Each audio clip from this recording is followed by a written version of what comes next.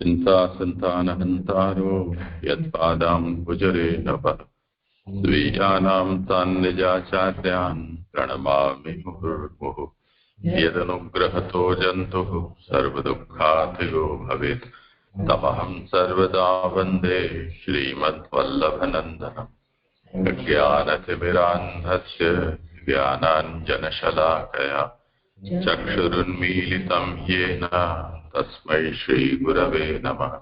नमामि हृदये शेषे लीलाक्षीराब्धिशायिनम् लक्ष्मीसहस्रलीलाभिः सेव्यमानं कलानिधिम् चतुर्भिश्च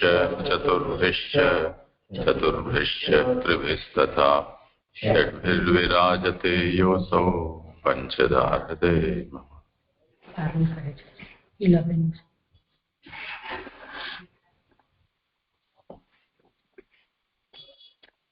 हाँ છે ધન્યવાદ પ્રણામ. ઈલાબેન નો બીજા શ્લોક છે સેકન્ડ, એ હું કરી રહી છું. તો અત્યારે આપણે તૃતીય સ્કાંદ અંતર્ગત સગુણ પ્રકરણ જોઈ રહ્યા છે, જે 7, 8, 9 અધ્યાયનું છે. એમાં 8મા અધ્યાયમાં 13મા થી 15મા શ્લોકમાં જ બ્રહ્માજીનું પ્રાગટ્ય બતાવ્યું છે. એટલે એટલા એ રીતે એમાં સગુણ સૃષ્ટિનો ઉપોદ્ઘાત કર્યો છે. તો 7મા અધ્યાયમાં પ્રશ્ન હતા વિદુરજીના, 8મા અધ્યાયમાં કારણોની બતાવ્યા હતા, અને 9મા અધ્યાયમાં કાર્યરૂપ જગતની ઉત્પત્તિ બતાવી હતી. એ રીતે આપણે આ સગુણ પ્રકરણ જોઈ રહ્યા છે. તો 8મા અધ્યાયમાં જે બ્રહ્માજીની ઉત્પત્તિ બતાવી એની સંગતિ 9મા અધ્યાયમાં કનેક્ટેડ છે. તો ત્યાં વિષય એવી રીતે આવેલો કે કમળમાં ઉત્પન્ન થયેલા એવા બ્રહ્માજીને પોતાની અંદર દ્રષ્ટિ ન રાખવાથી ને પોતાનું કારણ શોધવામાં તકલીફ થઈ રહી હતી. જ્યારે એમણે અંદરની દ્રષ્ટિ કરી ત્યારે એમને પોતાનું કારણ જાણવામાં આવ્યું. એમને પોતાના કારણરૂપ એ ભગવાનને જેમણે જોયા તે બ્રહ્મનું સ્વરૂપનું એમણે વર્ણન 8મા અધ્યાયમાં 23 થી 31 શ્લોક સુધી કરેલું. એટલે જે રીતે બ્રહ્મએ એમને દર્શન આપેલા એ રીતે એમણે ત્યાં વર્ણન કર્યું. અને અત્યારે આ 9મો અધ્યાય જે ચાલુ થયો છે એમાં એમણે સ્તુતિ કરી છે બ્રહ્માએ ભગવાનની. એમાં ભગવાનના સ્વરૂપનો નિર્ણય કરાવનારી એ સ્તુતિ છે. તો કાલે જે વિષય આવેલો કારિકામાં ફૂટનોટ પ્રમાણે, તો અહીંયા જે સ્તુતિ ચાલી રહી છે એમાં 21 શ્લોકથી બ્રહ્માજીની સ્તુતિ છે. એમાં જ્ઞાનનો વિષય 1 થી 7 શ્લોક સુધીનો છે. તો કાલે આપણે પહેલો શ્લોક જોયો કે બ્રહ્માજી કહી રહ્યા છે કે મેં આપને આટલા લાંબા સમય પછી આજે જ આપને જાણ્યા, અને ભગવાનની ગતિ અમારાથી જણાતી નથી, દેહવાળાઓથી, એ અજ્ઞાન જ છે. અને અત્યારે જ્યારે મને આપનું જ્ઞાન થયું ત્યારે મારો જન્મ સફળ થયો, એવું કાલે પહેલા શ્લોકમાં સ્તુતિનો ઉપક્રમ થયો હતો. હવે બીજો શ્લોક લઈ રહી છું, પેજ નંબર 316 પર. એની ઉત્થાનિકા છે કે બ્રહ્મનું જ્ઞાન થાય ત્યારે કાંઈ પણ જાણવાનું બાકી રહેતું નથી, એ બરાબર છે. પરંતુ મારું જ્ઞાન થાય ત્યારે તેમ હોતું નથી, એવી શંકા થાય. તેથી આપ જ બ્રહ્મ છો એમ નીચેના શ્લોકથી આરંભીને 3 શ્લોકોથી પ્રમાણ અને તર્કથી સિદ્ધ કરે છે. તો અહીંયા પહેલા તો શંકા ઉઠાવી રહી છે, કારણ કે બ્રહ્માજીએ આગળ કહ્યું કે મને આજે મેં આપને જાણ્યા, આપનું જ્ઞાન થયું ત્યારે મારો જન્મ સફળ થયો. તો એવી રીતે કહી રહ્યા છે કે બ્રહ્મનું જ્યારે કોઈને જ્ઞાન થાય તો નેચરલી હવે એના પછી તો કંઈ જાણવાનું બાકી રહેતું નથી. તો એ વાત તો બરાબર છે, પરંતુ મારું જ્ઞાન થાય ત્યારે તેમ હોતું નથી. એટલે આ જે ભગવાન એમણે જોયા છે એમના કારણ રૂપે, તો એવી શંકા થાય કે ભગવાનનું જ્ઞાન થાય તો કંઈ જાણવાનું બાકી રહે નહીં, એવું તો નહીં થાય, એવી શંકા થાય. તો બ્રહ્માજી એમ કહી રહ્યા છે કે આપ જ બ્રહ્મ છો એમ એ 3 શ્લોકથી સિદ્ધ કરે છે, અને પ્રમાણથી અને તર્કથી. તે પૈકી પહેલું છે કે ચાલુ પ્રસંગમાં આધાર દર્શાવવા, અને બીજું આપ બ્રહ્મ સિવાયના નથી એમ જણાવવા 2 શ્લોકોથી પ્રમાણ કહે છે. તે પૈકી નીચેના શ્લોકથી ચાલુ પ્રસંગમાં આધાર દર્શાવે છે. એટલે 3 શ્લોકથી બ્રહ્માજી સિદ્ધ કરી રહ્યા છે પ્રમાણથી અને તર્કથી કે આપ જે દર્શન આપી રહ્યા છો એ બ્રહ્મ જ છે. એની માટે 3 શ્લોકથી પ્રમાણ અને તર્કથી સિદ્ધ કરે છે. તો આ જે બીજો શ્લોક છે એમાં આધાર રૂપ દર્શાવે છે અને પછી ત્રીજો ને ચોથામાં 2 શ્લોકથી પ્રમાણથી આ વાત સિદ્ધ કરશે. ત્યાં પહેલી ફૂટનોટ છે પ્રમાણ ઉપર. પ્રમાણ એટલે અનુમાન રૂપ અને પ્રત્યક્ષ રૂપ પ્રમાણ. એટલે આપણે જોયું છે કે 4 ટાઈપના પ્રમાણ આપણે માન્ય કરીએ છીએ. એક પ્રત્યક્ષ રૂપ પ્રમાણ, શબ્દ પ્રમાણ એટલે વેદમાં, અનુમાન અને ઉપમાન. તો અહીંયા આમાંથી એમ કહી રહ્યા છે કે 2 શ્લોકથી અનુમાન રૂપ અને પ્રત્યક્ષ રૂપ પ્રમાણથી આ સિદ્ધ કરશે કે આ જે દર્શન થઈ રહ્યા છે એ બ્રહ્મ જ છે. અને હવે બીજા શ્લોકનો વિષય એ છે કે ચાલુ પ્રસંગમાં આધાર દર્શાવે છે. શ્લોક આવે છે, રૂપમ યદે તદ અવબોધ રસોદયેન શશ્વન નિવૃત્ત તમસઃ સદનુગ્રહાય આદૌ ગૃહિતમ અવતાર શતૈક બીજમ યન્નાભિ પદ્મ ભવનાદહમ આ વિરાસમ. જેમનાથી તમઃ નિત્ય દૂર રહેલું છે તેવા આપનું આ જે રૂપ છે તે અનુભવના રસના ઉદયથી સત્પુરુષો ઉપર કૃપા કરવા થયેલું છે. તે આપે આરંભમાં ધારણ કરેલું છે અને આપના સેંકડો અવતારોનું એક જ બીજ છે કે જેની નાભીમાંથી નીકળેલા કમળરૂપ ભવનમાંથી મારો આવિર્ભાવ થયેલો છે. એટલે પહેલા શ્લોકમાં કહી આવ્યા કે મેં આપને જાણ્યા, આપનું જ્ઞાન થયું. હવે એમને ફરીથી કહી રહ્યા છે કે આપ કેવા છો. તો અહીંયા 2 વિશેષણથી સમજાવી રહ્યા છે. એક તો યદે તવ બોધ રસોદયેન અને શશ્વન નિવૃત્ત તમસહથી. એ હવે આપ સમજાવશે. સુબોધિની કરું છું કે આ જે રૂપ આપે ધારણ કરેલું છે તે બ્રહ્મ જ છે, કારણ કે અનુભવના રસના ઉદયથી તે થયેલું છે. એટલે બ્રહ્માજી કહી રહ્યા છે ભગવાનને કે આપ જે રૂપ અત્યારે મારી સામે આવ્યા છો એ બ્રહ્મ જ છે. કેમ બ્રહ્મ છે? કારણ કે અનુભવના રસના ઉદયથી તે થયેલું છે. એટલે એમને આગળ જે બતાવ્યા 8મા અધ્યાયમાં 23 થી 31માં બ્રહ્માનું વર્ણન એમણે કર્યું છે, ત્યાં એમનો અનુભવ થયો છે, એમને ફીલ થયા છે, એવું તે અનુભવના આનંદના ઉદયથી તે સ્વરૂપ એમને સમજમાં આવ્યું છે.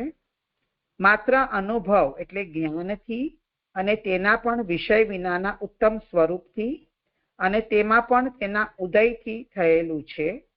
આપનું આ રૂપ સચ્ચિદાનંદ રૂપ છે એમ પણ કહેવાયું.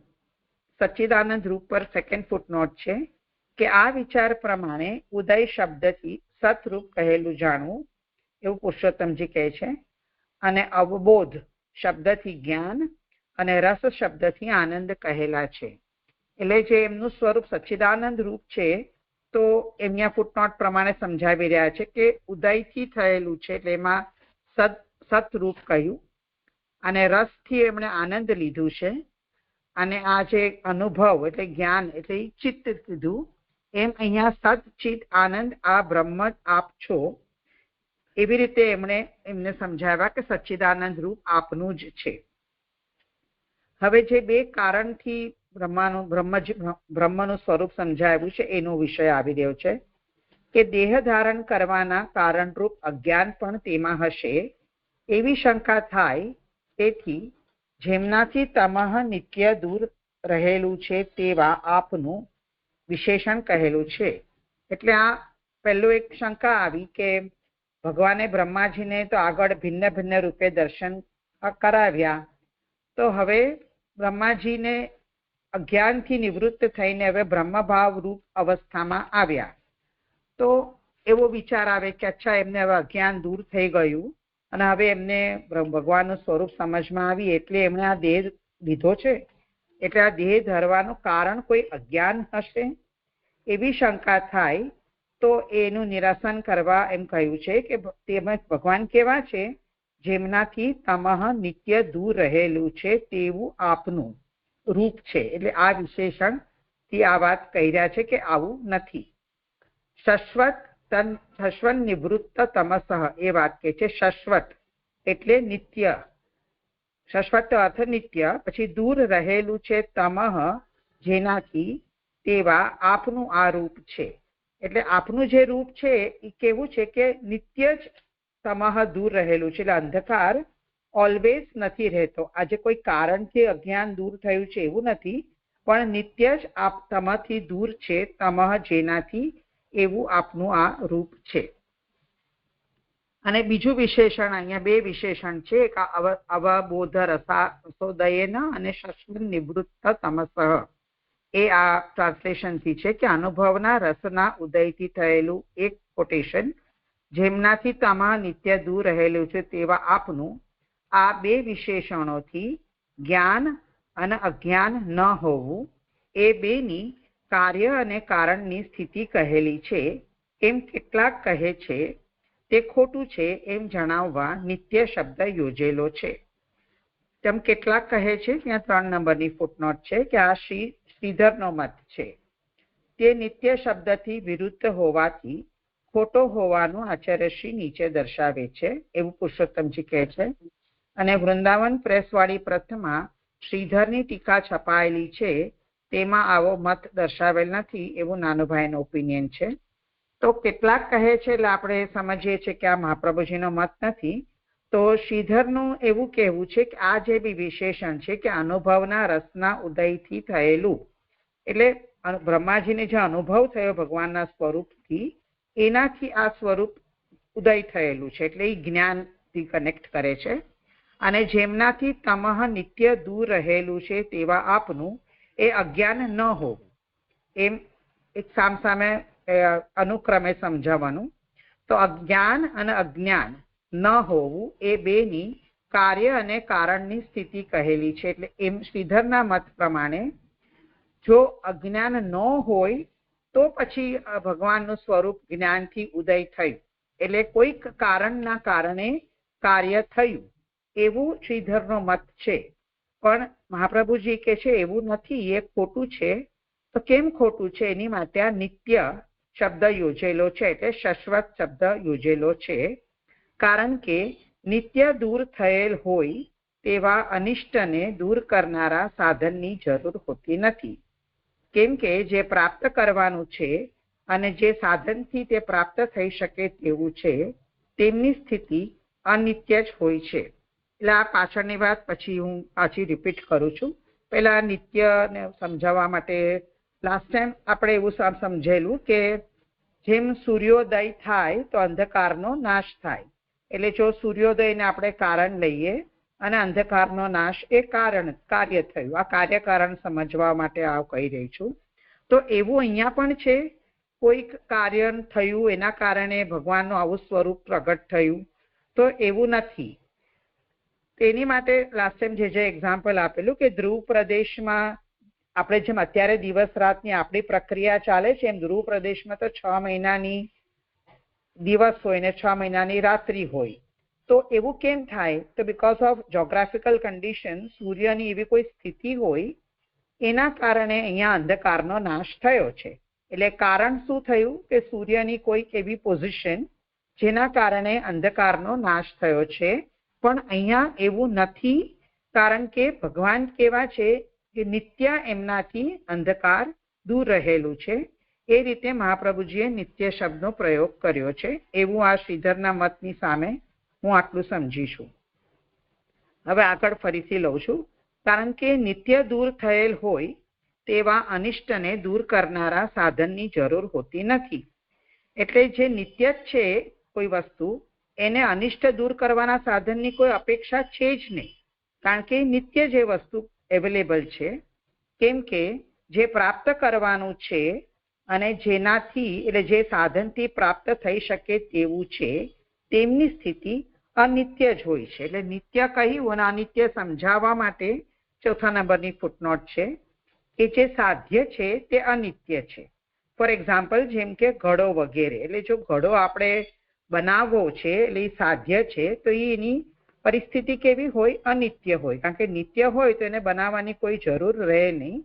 એટલે જે કાંઈ વસ્તુ સાધ્ય છે એને અનિત્ય કહી રહ્યા છે.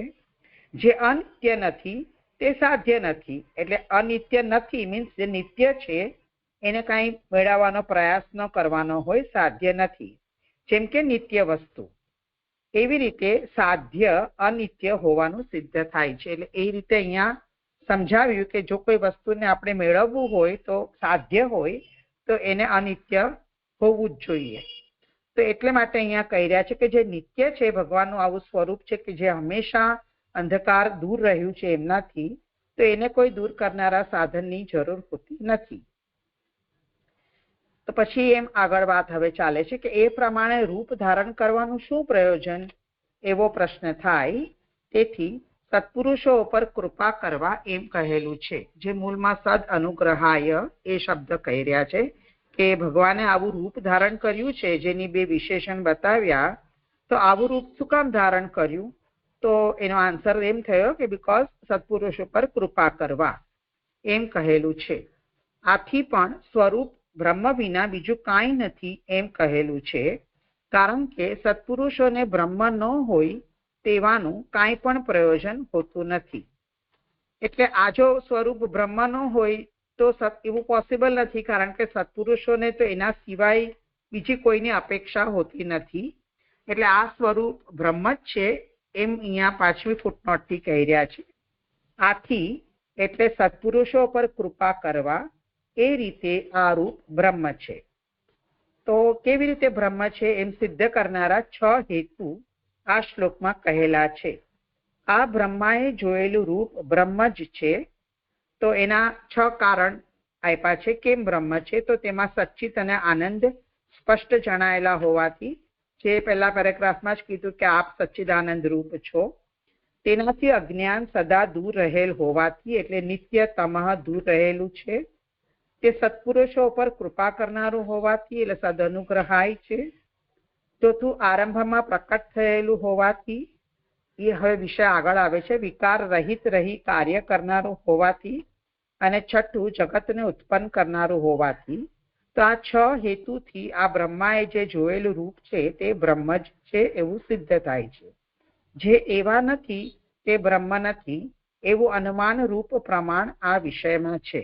એટલે જો આ 6 ક્વોલિટીઝ ફિટ ન થતી હોય તો એ સ્વરૂપ બ્રહ્મ નથી એવું અહીંયા અનુમાન રૂપ પ્રમાણ આપે છે. જે પહેલા નોટમાં હતું કે 2 પ્રમાણ અહીંયા લોકો કન્સિડર કરે છે, અનુમાન રૂપ અને પ્રત્યક્ષ. તો અનુમાનમાં આપણને ખબર છે, એક્ઝામ્પલ, જે પહાડ ઉપર આગ લાગી છે તો આપણે ધુઓ દેખાય છે તો આપણે એવું અનુમાન કરીએ કે ત્યાં આગ હશે જ.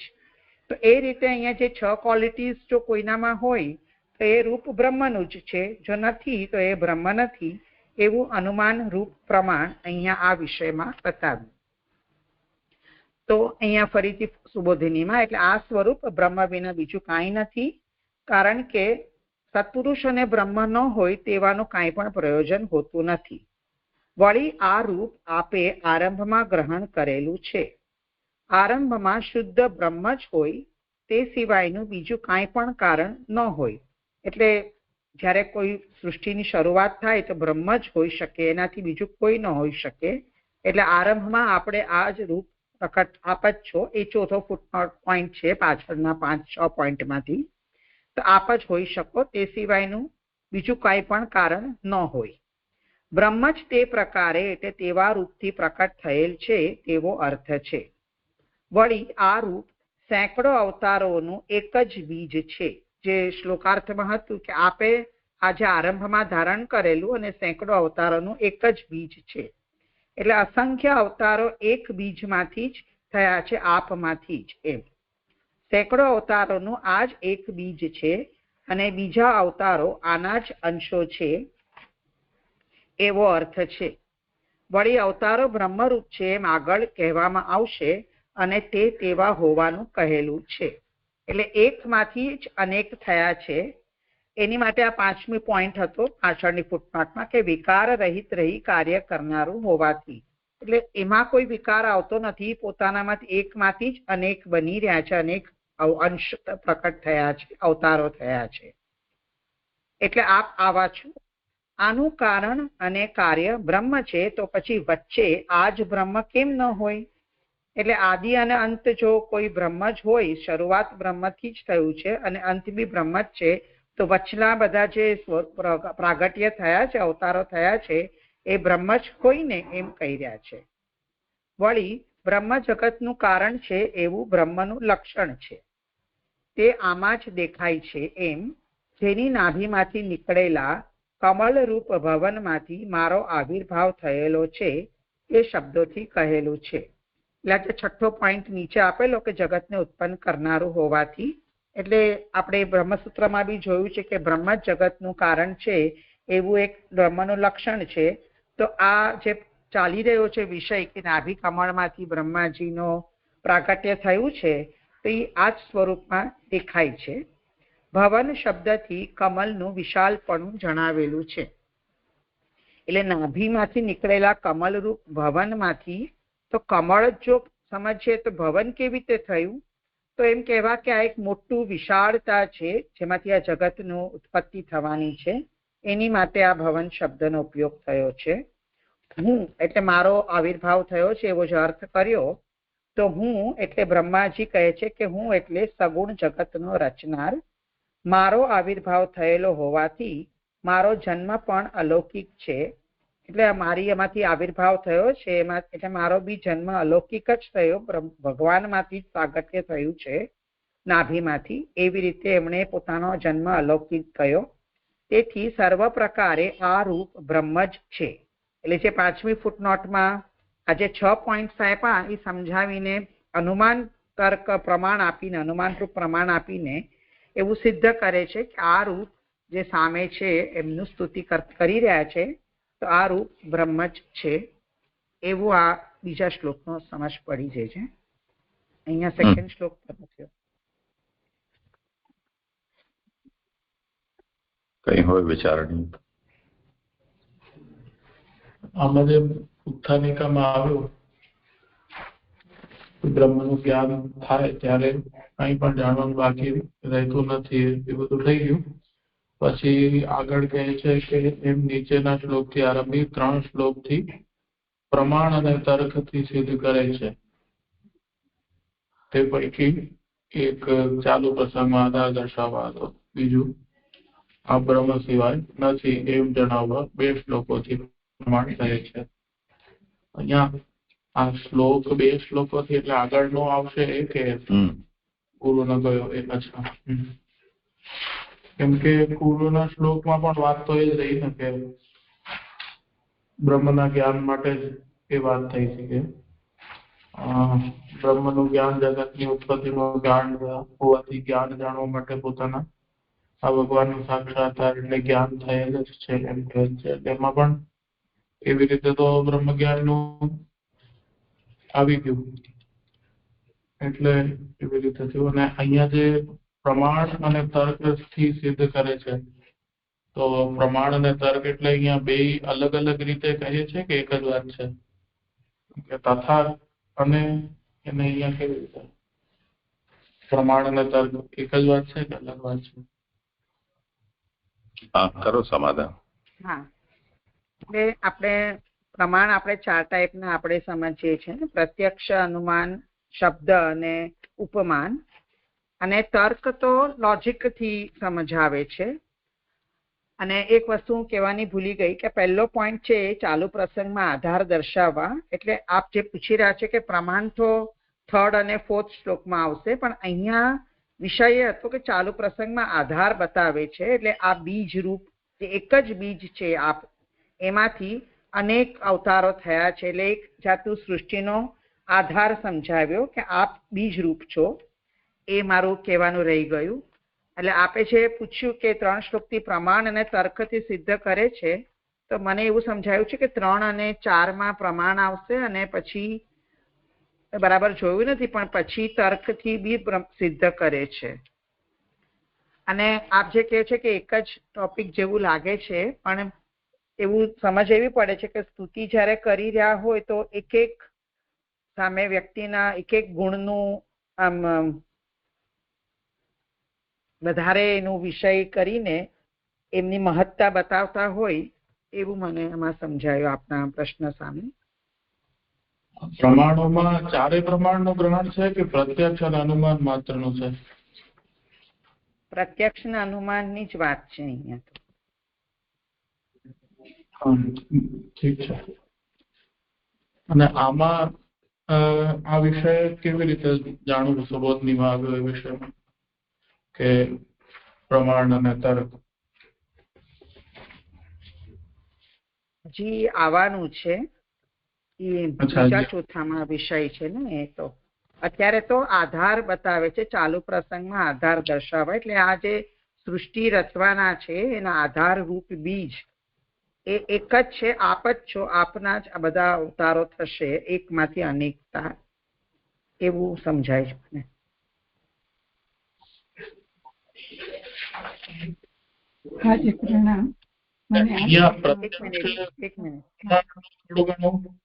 હોય એવું જણાય છે, બાકી અનુમાન નું હજી એવું કઈ દેખાતું નથી આની અંદર. જે વિષય જેટલા શ્લોકમાં છે એ રીતે આવશે, બધું સ્પષ્ટ થશે. આગળનો શ્લોક જોઈને પછી આપણે કરી એની ચર્ચા. જે મને કાલના વિષયમાં પહેલા સુબોધિનીની પહેલી કારિકાના અંતર પૂછવું છે કે પહેલી ફૂટનોટ એમાં હતી પેજ 316 પર કે આ 5 થી 8 સુધીને આને પુરુષ પ્રકરણ કહ્યું, 5 થી 8 અધ્યાય, અને હવે જીવ પ્રકરણ કહે છે 9મો અધ્યાય. તો એ મને નથી સમજ પડતી, કારણ કે આપણે સગુણ પ્રકરણ અંતર્ગત વાત કરી રહ્યા છે 7, 8, 9, અને પછી આપણે ભાગવતાર્થમાં જોઈએ તો કંઈક 12મા 13મા અધ્યાયમાં જીવ પ્રકરણ લખ્યું છે. એટલે આ પ્રકરણ કદાચ નહીં હોય મને લાગ્યું, પણ આ કઈ શું કહેવા માંગે છે આ લાઈનથી એ નથી સમજાય.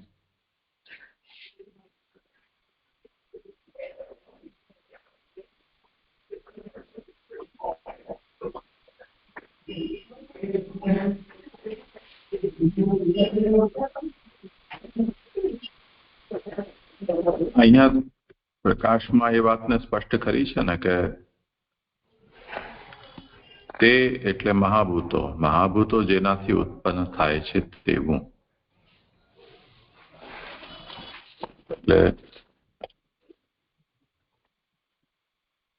જીવો માટેની સૃષ્ટિમાં મહાભૂતોની સૃષ્ટિ કહેતા 25 તત્વો અને ભગવાનના સ્વરૂપના બોધથી તે બ્રહ્મ જ્ઞાન કહેવામાં આવે છે.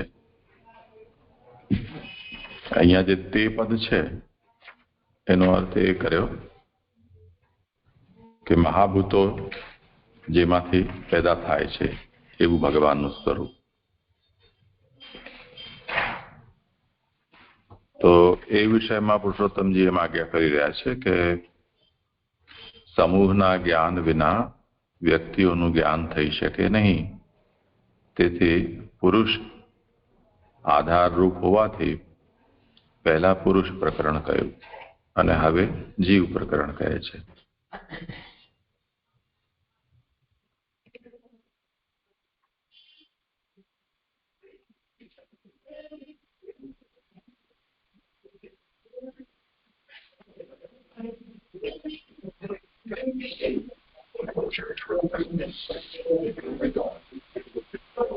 નીલમબેને કંઈક કહેવાનું હતું. જે મને નથી સ્પષ્ટ થયું, કારણ કે એક મિનિટ નીલમબેન તમારું સંભળાય છે, પણ એક મિનિટ હું પૂછું છું હજી. એટલે 5 થી 8 અધ્યાયમાં જે આપણે તત્વોની ગુણાતીત પ્રકરણ જે જોયું 5 અને 6 માં, તો આપણે બધા 23 તત્વોની ઉત્પત્તિને એવું બધું જોયું. પછી 7મામાં તો બધા પ્રશ્ન જ આવેલા, અને 8મામાં હવે બ્રહ્માજીની આ કમળનું વિષય આવેલો હતો. તો એ કેવી રીતે પુરુષ પ્રકરણ અને હવે આ જીવ પ્રકરણ, એ શબ્દ જ હું સમજી નથી શકતી.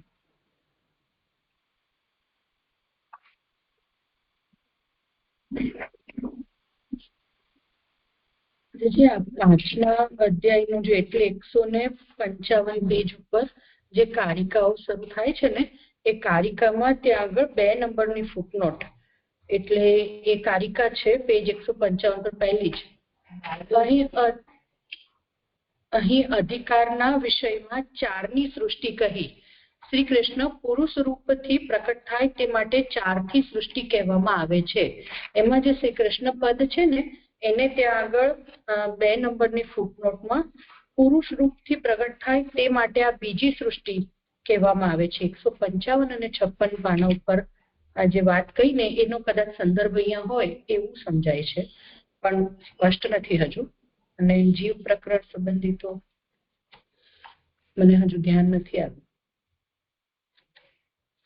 તમે જે કહો છો ને હેતલબેન, 156 પેજમાં બીજી સૃષ્ટિ કહેવામાં આવે છે, એટલે અત્યારે આ ગુણાતીત સૃષ્ટિ એવું મને સમજાયું. એટલે અહીંયા જે પહેલા એવું લખ્યું અહીં અધિકારના વિષયમાં 4 ની સૃષ્ટિ કહી, એટલે આપણે વિદુરજીનો અધિકારનું પ્રકરણ જોયા એવા એમાં ભૂત માત્ર ઇન્દ્રિય બુદ્ધિની 4 ની સૃષ્ટિ કહી. હવે કૃષ્ણ પુરુષ રૂપથી પ્રકટ થાય માટે 4 થી સૃષ્ટિ કહેવામાં આવે છે, એટલે હવે નથી ખબર મને પડતી શું કે છે. નહીં, આ જ કારિકામાં અહીંયા જ ખુલાસો છે ને, એનો વાંચી તો જો. પહેલી કારિકા 5મા અધ્યાયની 155 પેજ ઉપર અહીં અધિકારના વિષયમાં 4 ની સૃષ્ટિ કહી, એટલે 1 થી 4 અધ્યાયના અધિકારના વિષયમાં 4 ની સૃષ્ટિ બતાવી દીધી. હવે શ્રી કૃષ્ણ પુરુષ રૂપથી પ્રગટ થાય તે માટે 4 થી સૃષ્ટિ કહેવામાં આવે છે. એની જે ફૂટનોટ છે 2 નંબરની, ત્યાં આગળ કહ્યું કે પુરુષોત્તમ શ્રી કૃષ્ણ પ્રથમ પુરુષ રૂપથી પ્રગટ થાય તે માટે આ બીજી સૃષ્ટિ કહેવામાં આવે છે. એટલે 5 થી 8 અધ્યાયોથી હવે જે 5 થી હવે આગળ જે કહેવામાં આવી રહી છે એ બીજી સૃષ્ટિ, અને એનું વર્ગીકરણ અહીંયા શ્રી પુરુષોત્તમજીએ કર્યું હોય એવું જાણવું. આજે કારિકાઓ આગળ જુઓ. જે આવે છે ને કારિકામાં 12મી જે ફૂટનોટ એમાં વધારે સ્પષ્ટ કર્યું છે. હવે કાર્ય સૃષ્ટિના મહાભૂત વગેરે 4 નું સ્વરૂપ કહે છે. 9મા અધ્યાયમાં કહેલા સ્તુતિ અને પ્રસન્નતા બ્રહ્માંડમાં રહેનાર વ્યક્તિઓ ઉત્પન્ન થયેલી હોવાથી ને ભેગી મળતી હોવાથી મહાભૂત છે. એટલે 4 નું આગળ એના મહાભૂતો કીધા, એટલે બ્રહ્માંડમાં વ્યક્તિઓ થાય છે, એટલે 5મું જે કીધું અલગ એ રીતે સમજાય છે. હા, જોયું. બીજી 5મા અધ્યાય 155 પાના પર બીજી કારિકા, જે અનુવાદ જ વાંચું છું. તે જ વાસ્તવિક રીતે ભગવાનની લીલાનું શ્રવણ કરવા યોગ્ય છે, કારણ કે બીજો તેને કલ્પિત માને, તેથી અધિકાર હિત કરનારો છે. જોવાની છે કે હમણાં એકવાર કારિકા જોઈએ, જરૂર લાગે જોઈ. આગળ 3 નંબરની કારિકા. શ્રી કૃષ્ણ માટેની સૃષ્ટિમાં ઉત્પન્ન થયેલા જ મહાભૂતો છે એવો નિશ્ચય છે. વેદમાં 5 થી જ આમના પુરુષપણાની કથા કહેલી છે. એની 6 નંબરની ફૂટનોટ. આમના એટલે આકાશ વગેરે જે 5 મહાભૂત છે તે. અને એની આગળ જે ફૂટનોટ કીધી કે શ્રી કૃષ્ણ માટેની સૃષ્ટિમાં ઉત્પન્ન થયેલા 5 નંબરની ફૂટનોટ, એમાં કે છે કે આગળ જે 2 સૃષ્ટિ અધ્યાય 5 થી 12 ની કહેવાની છે, 5 થી 12 થી કહેવાની છે, તેમાં જેમની સૃષ્ટિ થવાની તેમના સંસ્કાર થવાનું નથી, પણ સ્વરૂપની જ ઉત્પત્તિ થવાની છે એમ જણાવવા 5મા અધ્યાયમાં કહેલા મહાભૂતોનું સ્વરૂપ જણાવે છે. અહીં ઉત્પન્ન થવાથી જ મહાભૂતપણું છે, પરંતુ પૃથ્વી વગેરેમાંના એક હોવાથી મહાભૂતપણું નથી. આગળ 4થી કારિકા. તેમને જ જુદા જુદા ઘણા પ્રકારથી લીધેલા છે, તેથી તેઓ જ તત્વો છે. ભોગ શરીરમાં જ થતો હોવાથી તે અધ્યાયમાં માત્રાઓનું નિરૂપણ કરેલું છે. એમાં 7, 8 અને 9 આ 3 ફૂટનોટ આવે છે, એ જોઈ લઈએ. ઘણા પ્રકારથી એટલે જુદા જુદા પ્રકારથી થયા, એટલે 23 તત્વરૂપથી થયા અને બ્રહ્માંડ રૂપ શરીરમાં થયા. એમાં 9 નંબરની ફૂટનોટ કે તે અધ્યાયમાં માત્રાઓનું નિરૂપણ. તો તે અધ્યાયમાં એટલે 6માં જણાવેલા પદાર્થો તન્માત્રાઓ છે. ભેદાયેલા તાળવામાં વરુણે પ્રવેશ કર્યો એ તૃતીય સ્કંદના 6 અધ્યાયમાં વગેરેથી ભોગ કહેલો હોવાથી અહીં તન્માત્રા એટલે પુરુષે ભોગ કરવા યોગ્યપણું છે, પરંતુ સૂક્ષ્મ મહાભૂતપણું અથવા શબ્દ વગેરે મહાભૂતના ગુણો પૈકી એક હોવાપણું નથી. આગળ કારિકામાં 5મી કારિકા. શાસ્ત્રો જાત જાતના છે, તેમનાથી સંદેહ અને નિશ્ચય થાય છે. તેમને ભગવાનનું મન કહેલ છે, તેનાથી જ ઇન્દ્રિયોની કથા કહેલી છે. આગળ છઠ્ઠી કારિકામાં બ્રહ્મા ભગવાનની બુદ્ધિ છે અને તેનું કાર્ય કહેલું છે.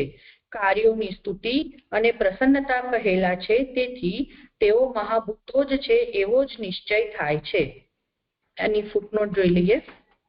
11 નંબરમાં 3:11 વિચારરૂપ બુદ્ધિનું કાર્ય કહેલું છે, તેથી બ્રહ્મા બુદ્ધિનું કાર્ય એટલે વિચાર કરનાર હોવાથી ભગવાનની બુદ્ધિ છે.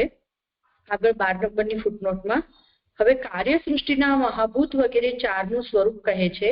9મા અધ્યાયમાં કહેલા સ્તુતિ અને પ્રસન્નતા બ્રહ્માંડમાં રહેનાર વ્યક્તિઓ ઉત્પન્ન થયેલી હોવાથી અને ભેગી મળતી હોવાથી મહાભૂત છે.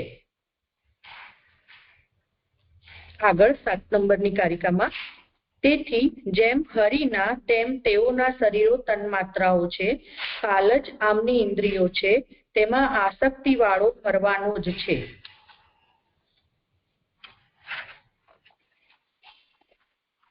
8મી કારિકા વેદો તેમજ મનુ વગેરે મહાત્માઓ તેઓની બુદ્ધિ છે, તેમાં કહેલા વેદ વગેરે જે કહેલું છે તે યોગ્ય છે અને તેમનું હિત કરનારું છે. એમાં જે 16 નંબરની ફૂટનોટ છે એની જોઈ લઈએ. વેદ વગેરે 3:12 એટલે હવે જે આગળ અધ્યાય આવશે, આ 9મો ચાલે છે એમાં આગળ જે આવશે એમાં કહ્યું તે કાર્યોના હિત માટે કહેલું હોવાથી તે મહાત્માઓ બુદ્ધિરૂપ છે તેવો અર્થ છે. મહાભૂત વગેરેની ઉત્પત્તિ સર્ગ છે એવું સર્ગનું લક્ષણ કહેલ. 5મા અધ્યાયમાં મહત્તત્વ વગેરે સર્વ તત્વોની ઉત્પત્તિ કહેલી છે. પછી બ્રહ્માંડની ઉત્પત્તિ કહેલી છે. પછી શાસ્ત્રમાં થતા સંદેહ અને નિશ્ચય કહેલા છે અને પછી બ્રહ્માની ઉત્પત્તિ કહી છે. પછી બ્રહ્માએ કરેલી સ્તુતિ વગેરે કયા છે. અત્યારે આપણે આ 7, 8, 9 એમાં બ્રહ્માની સ્તુતિ એ 9મા અધ્યાયમાં ચાલી રહ્યું છે. આગળ એમાં ફૂટનોટમાં પછી પાછો મહત્તત્વ વગેરેનો સર્ગ કયો, પછી કાલ અને પછી બ્રહ્મ એટલે શબ્દ સૃષ્ટિ કહી, પછી વરા અવતાર વગેરેની કથા કહેશે. તેથી એમ જણાય છે કે સર્વમાં હોય તેવા મહાભૂતોની સૃષ્ટિનો અહીં સર્ગ કહેલ નથી અને તેમને મહાભૂત કહેવાનું અહીં આશય પણ નથી, પરંતુ અહીં લીલારૂપ સર્ગ કહેલો છે અને તેમાં ઉપયોગી તરીકે તેના જેવા મહાભૂતો માત્ર વિચારેલા જ છે. તેથી પૃથ્વી વગેરેમાંથી કોઈને મહાભૂત કહેલા નથી. શબ્દ વગેરેમાંથી કોઈને તન્માત્રા કહેલ નથી. ચક્ષુ વગેરે કોઈને ઇન્દ્રિય કહેલ નથી, તેમજ ચિત્ત વગેરે કોઈને બુદ્ધિ કહ્યું નથી, પરંતુ અમુક દેહ વગેરે સ્થૂલ કાર્ય ઉત્પન્ન કરે તેને મહાભૂત, સૂક્ષ્મ મહાભૂત હોય, ભોગ કરવા યોગ્ય હોય તેને તન્માત્રા, જ્ઞાન અથવા ક્રિયા પૈકી હર કોઈ જાણનાર અને જાણી ન શકાય તેવું હોય તેને ઇન્દ્રિય અને ઇન્દ્રિય ઉપર ઉપકાર કરનાર હોય તેને બુદ્ધિ કહેલ છે. તેથી પ્રયાસ વિના મહાભૂત વગેરેના કાર્ય કરનાર ભગવાન જ મહાભૂત વગેરે બને છે અને ભગવાન જુદા જુદા એવા રૂપ ધારણ કરે તે જ સર્ગ છે એવો 5માથી 12મા અધ્યાય સુધીનો ટૂંકમાં અર્થ કહ્યો. આગળ 9મી કારિકામાં બસ હવે તો થઈ ગયું ને સ્પષ્ટ. પુરુષ અને જીવરૂપથી એટલે આજે પણ તન્માત્રાઓ વગેરે. હું આ 12મી ફૂટનોટમાંથી એવું સમજી કે 9મા અધ્યાયમાં કહેલા સ્તુતિ અને પ્રસન્નતા બ્રહ્માંડમાં રહેનાર વ્યક્તિઓ ઉત્પન્ન થયેલી હોવાથી અને ભેગી મળતી હોવાથી મહાભૂત છે. તો હવે આ સૃષ્ટિની ઉત્પત્તિમાં વ્યક્તિઓ થશે એવું કંઈક સમજવાનું છે, એટલે જીવ પ્રકરણ કહે છે એવું સમજવાનું હતું.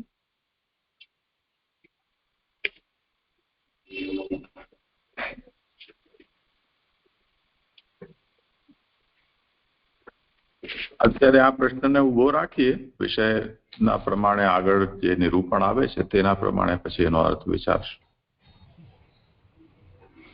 જી ભલે છે. આનંદ છે.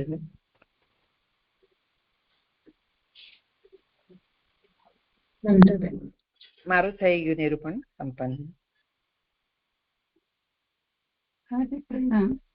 મારે કાલના છેલ્લા શ્લોકમાં હતું જે અવાજ તમારો બહુ ધીમો છે. પહેલા શ્લોકનું અતિ ડિફિકલ્ટી પૂછું. હવે સંભળાય છે? હવે હા, હવે અત્યારે આવ્યો અવાજ. હા હા, એ પહેલા શ્લોકમાં જે કીધું ને છે કે દૈવ બ્રહ્મવાદ પ્રમાણે, એટલે આ દૈવ બ્રહ્મવાદ નથી સમજાતો, અને એને જ કનેક્શનમાં નીચે કીધું છે ને કે એવો દેવતા બ્રહ્મવાદનો સંચિત અર્થ છે, એટલે એને કનેક્ટેડ છે ને, એટલે એ બે નથી સમજાતા. છે આ દૈવ બ્રહ્મવાદ અને દેવતા બ્રહ્મવાદનો સંચિત. પ્રણામ જય. હા, સારું સમાધાન પુરુષોત્તમજીનું થયેલું છે.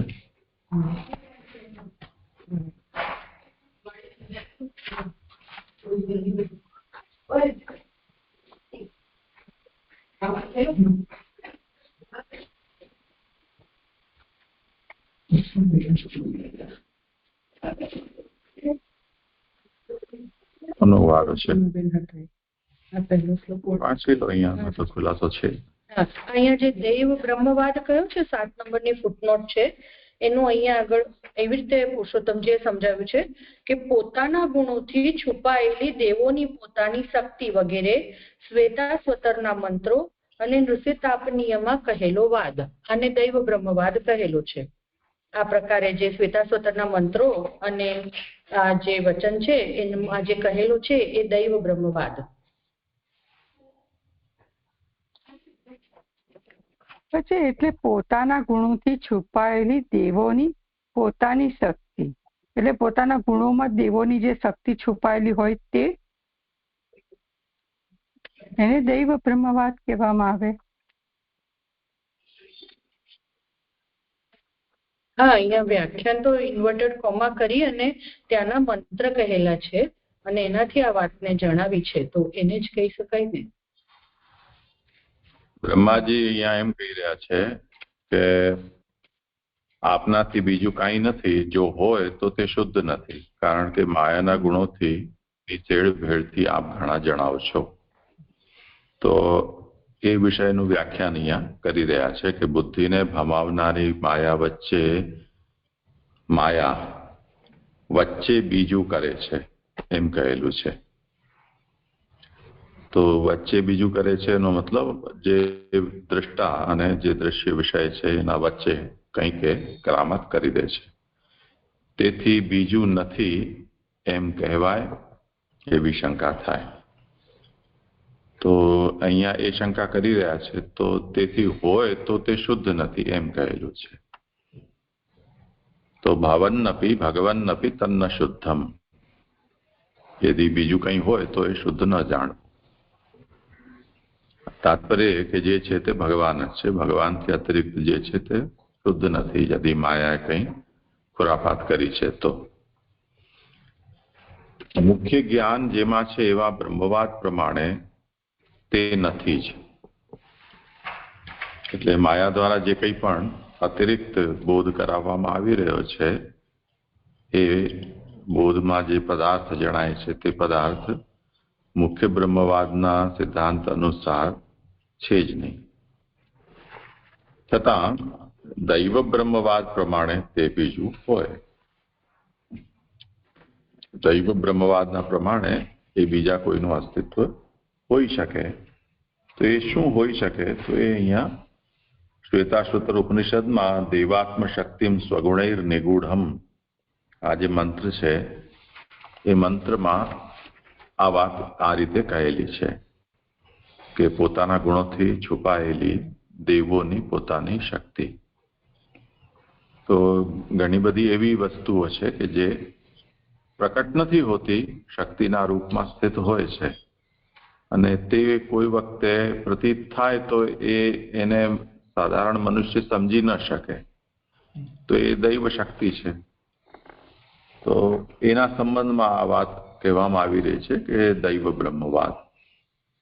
એનું આગળ પણ નિરૂપણ શ્રી મહાપ્રભુજીએ કહ્યું છે કે મુખ્ય જ્ઞાને બ્રહ્મવાદે તન્નાસ્તિવ તથાપી દૈવ બ્રહ્મવાદે તદ્ભવેશ તત્ર ભગવત શક્તે આત્મ્ય નિરૂપણાર્થમ નતમ વેદાથ ઇત્યાદિ મંત્રેષુ સૂચિતમ તદ ન મુખ્ય બ્રહ્મવાદો ભવતી.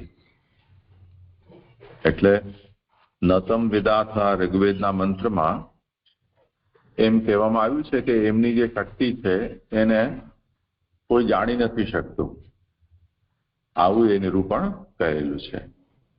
તો જ્યારે વેદ એમ કહેતું હોય કે એને જાણી નથી શકતું, તો બ્રહ્મા પણ એવું કેમ દાવો કરી શકે કે મેં જાણી લીધું કે તમારા સિવાય બીજું કંઈ નથી, જે છે તે તમે જ છો?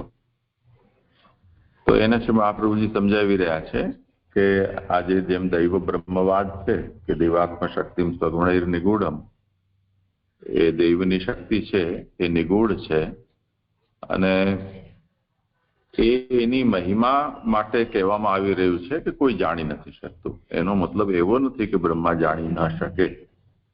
તો જો એવો એનો મતલબ હોય તો બ્રહ્મજ્ઞાની જેવું કઈ વસ્તુ રહી જ ન જાય, જો સર્વથા અજ્ઞેય હોય. અને તે જ રીતે જે પણ તપસા બ્રહ્મ વિજિજ્ઞાસસ્વ, એમ તપ દ્વારા બ્રહ્મની જિજ્ઞાસા કરો. તે જ રીતે આત્માવારે શ્રોતવ્યો મંતવ્યો નિધિધ્યાસિતવ્ય, આ બધી જે વેદની આજ્ઞાઓ છે એ નિર્વિષય બની જાય. તો ત્યાં જે કહેવામાં આવેલું છે એ કેવલ બ્રહ્મની મહિમાને સૂચિત કરવા માટે કહેવામાં આવ્યું છે. એનાથી બ્રહ્મનું જ્ઞાન ન થઈ શકે એવું એનો તાત્પર્ય નહીં સમજવું જોઈએ.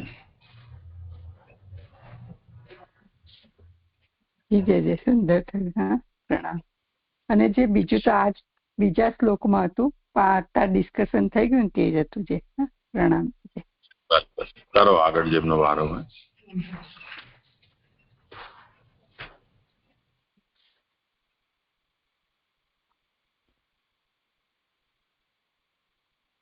પછીનો શ્લોક કોનો છે? પછીના શ્લોક મારે કરવાના છે. પારુલના છે પણ મારે કરવાના છે. પારુલે મમતાબેન નો કરી લે, 3 આપ જેમ કહો. અત્યારે તો આમાં કોઈ હાથ નથી ઊંચો કરી રહ્યો. કરો અહીં. હવે આગળ 3જો શ્લોક. નીચેના શ્લોકમાં તે રૂપ બ્રહ્મ નથી એવી માન્યતા ખોટી ઠરાવે છે.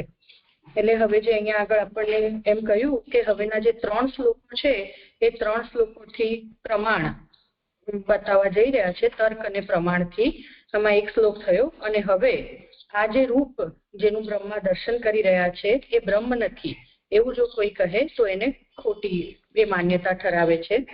નાતઃ પરમ પરમ યદ ભવતઃ સ્વરૂપમાનંદ માત્રમ વિસ્તૃતમ વિદ્ધવર્ચઃ પશ્યામિ વિશ્વસૃજમેકમ વિશ્વમાત્મન ભૂતેન્દ્રિયાત્મકમદસ્ત ઉપાશ્રિતોસ્મિ. અનુવાદ. શ્લોકાર્થ. હે શ્રેષ્ઠ પુરુષ, આપના આ માત્ર આનંદરૂપ વિકાર રહિત ન ઢંકાયેલ તેજવાળા સ્વરૂપથી જુદું હોય તેવું કંઈ નથી. હે આત્મન, આ સ્વરૂપને હું વિશ્વ રચનારું, એક વિશ્વથી જુદું, ભૂતો અને ઇન્દ્રિયોના આત્મારૂપ જોઉં છું. હું આપના તે સ્વરૂપનો આશ્રય કરું છું. શ્રી સુબોધિનીજી. અસ્માત પરમ, આ સ્વરૂપથી પરમ, જુદું અથવા આને નિયમમાં રાખનારું આપનું સ્વરૂપ નથી. એટલે અહીંયા જે મૂળમાં શબ્દ છે એને સમજાવે છે કે આપનું આ જે સ્વરૂપ છે એનાથી જુદું અથવા આપના આ રૂપને નિયમમાં રાખનારું બીજું કોઈ સ્વરૂપ નથી. બ્રહ્મ આનંદ શરીર વાળું છે એ શ્રુતિ પ્રમાણે બ્રહ્મનું આનંદ સ્વરૂપ છે તે જ આ છે, પરંતુ આથી જુદું માત્ર આનંદ રૂપ વગેરે ગુણો વાળું બ્રહ્મનું સ્વરૂપ નથી. તો જે શ્રુતિ વચન છે બ્રહ્મ આનંદ શરીર વાળું છે એ પ્રમાણે બ્રહ્મ આનંદ રૂપ છે તે જ આ બ્રહ્મ છે. આનાથી જુદું બીજું કોઈ એકલું આનંદ વગેરે રૂપે હોય એવું રૂપ બ્રહ્મનું સ્વરૂપ નથી. તે સ્વરૂપ આનંદનું બનેલું હશે અને બીજું આનંદ સિવાયનું સહાય કરનારું હશે એવી શંકા માત્ર આનંદરૂપ વિશેષણથી દૂર કરેલી છે. હવે અહીંયા શંકા કરે છે. પહેલા 1 નંબરની ફૂટનોટ જોઈ લઈએ. માત્ર આનંદરૂપ વિશેષણમાં માત્ર શબ્દનું પ્રયોજન આ શંકા અને તેના સમાધાનથી દર્શાવેલ છે. તો અહીંયા જે શંકા એમ ઉઠાવી કે તે સ્વરૂપ, આ જે સ્વરૂપ છે એ આનંદનું બનેલું હશે, કેમ કે માત્ર આનંદ એમ કહ્યું છે.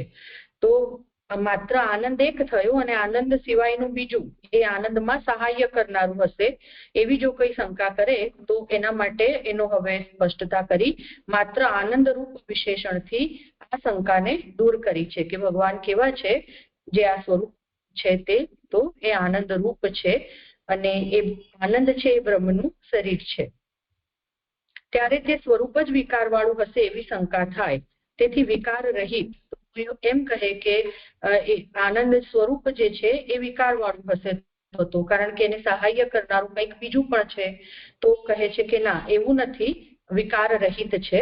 એટલા માટે અહીંયા મૂળમાં વિકૃતમ વિદ્ધ વર્ચ એ જે પદ કહેલું છે એ વિશેષણ નો પ્રયોગ કર્યો છે. ત્યારે તેનું તેજ ઢંકાયેલું હશે એવી શંકા થાય. તેથી ન ઢંકાયેલ તેજ વાળું એમ વિશેષણ કહેલું છે. તો અહીંયા આગળ જે મૂળમાં આપના આનંદ માત્ર આનંદ રૂપ, આપના આ માત્ર આનંદ રૂપ, તો માત્ર આનંદ રૂપ પદને એક શંકાથી નિરાકરણ કર્યું. બીજી કોઈ શંકા કરે કે તો વિકાર વાળું છે, તો કહે છે ના, વિકાર રહિત છે. તો કોઈ કહે કે તેજ થી એ ઢંકાયેલું હશે, તો કે છે ન ઢંકાયેલા તેજ વાળા સ્વરૂપથી. એ રીતે વિશેષણ આપી અને બ્રહ્મના સ્વરૂપને સમજાવે છે. આગળ સુબોધિનીજીમાં નથી ઢંકાયેલું કોઈથી પણ તેજ જેનું તેવું આ સ્વરૂપ છે. તો બ્રહ્મનું તેજ એવું છે, બ્રહ્મના આ સ્વરૂપનું, કે જેનું તેજ કોઈનાથી ઢંકાતું નથી. હું જોમ છું શબ્દથી બ્રહ્મથી જુદું ન હોવામાં પ્રમાણ કહેલું છે. તો અહીંયા આગળ આવું જે વિશેષણ યુક્ત જે સ્વરૂપ બ્રહ્મનું કહ્યું એને બ્રહ્મા જુએ છે. તો હું જોઉં છું એમ જે કહ્યું તે બ્રહ્મથી જુદું નથી એ જણાવવા માટે એમાં પ્રમાણ આપ્યું. તો અહીંયા આગળ આ જે કહેવામાં આવ્યું એમાં હવે આગળ કે છે સુબોધિનીમાં બ્રહ્માનો અનુભવ પ્રમાણ છે. આ બ્રહ્મ હોવાના વિષયમાં તો બધાએ બ્રહ્મના ગુણો આમાં છે.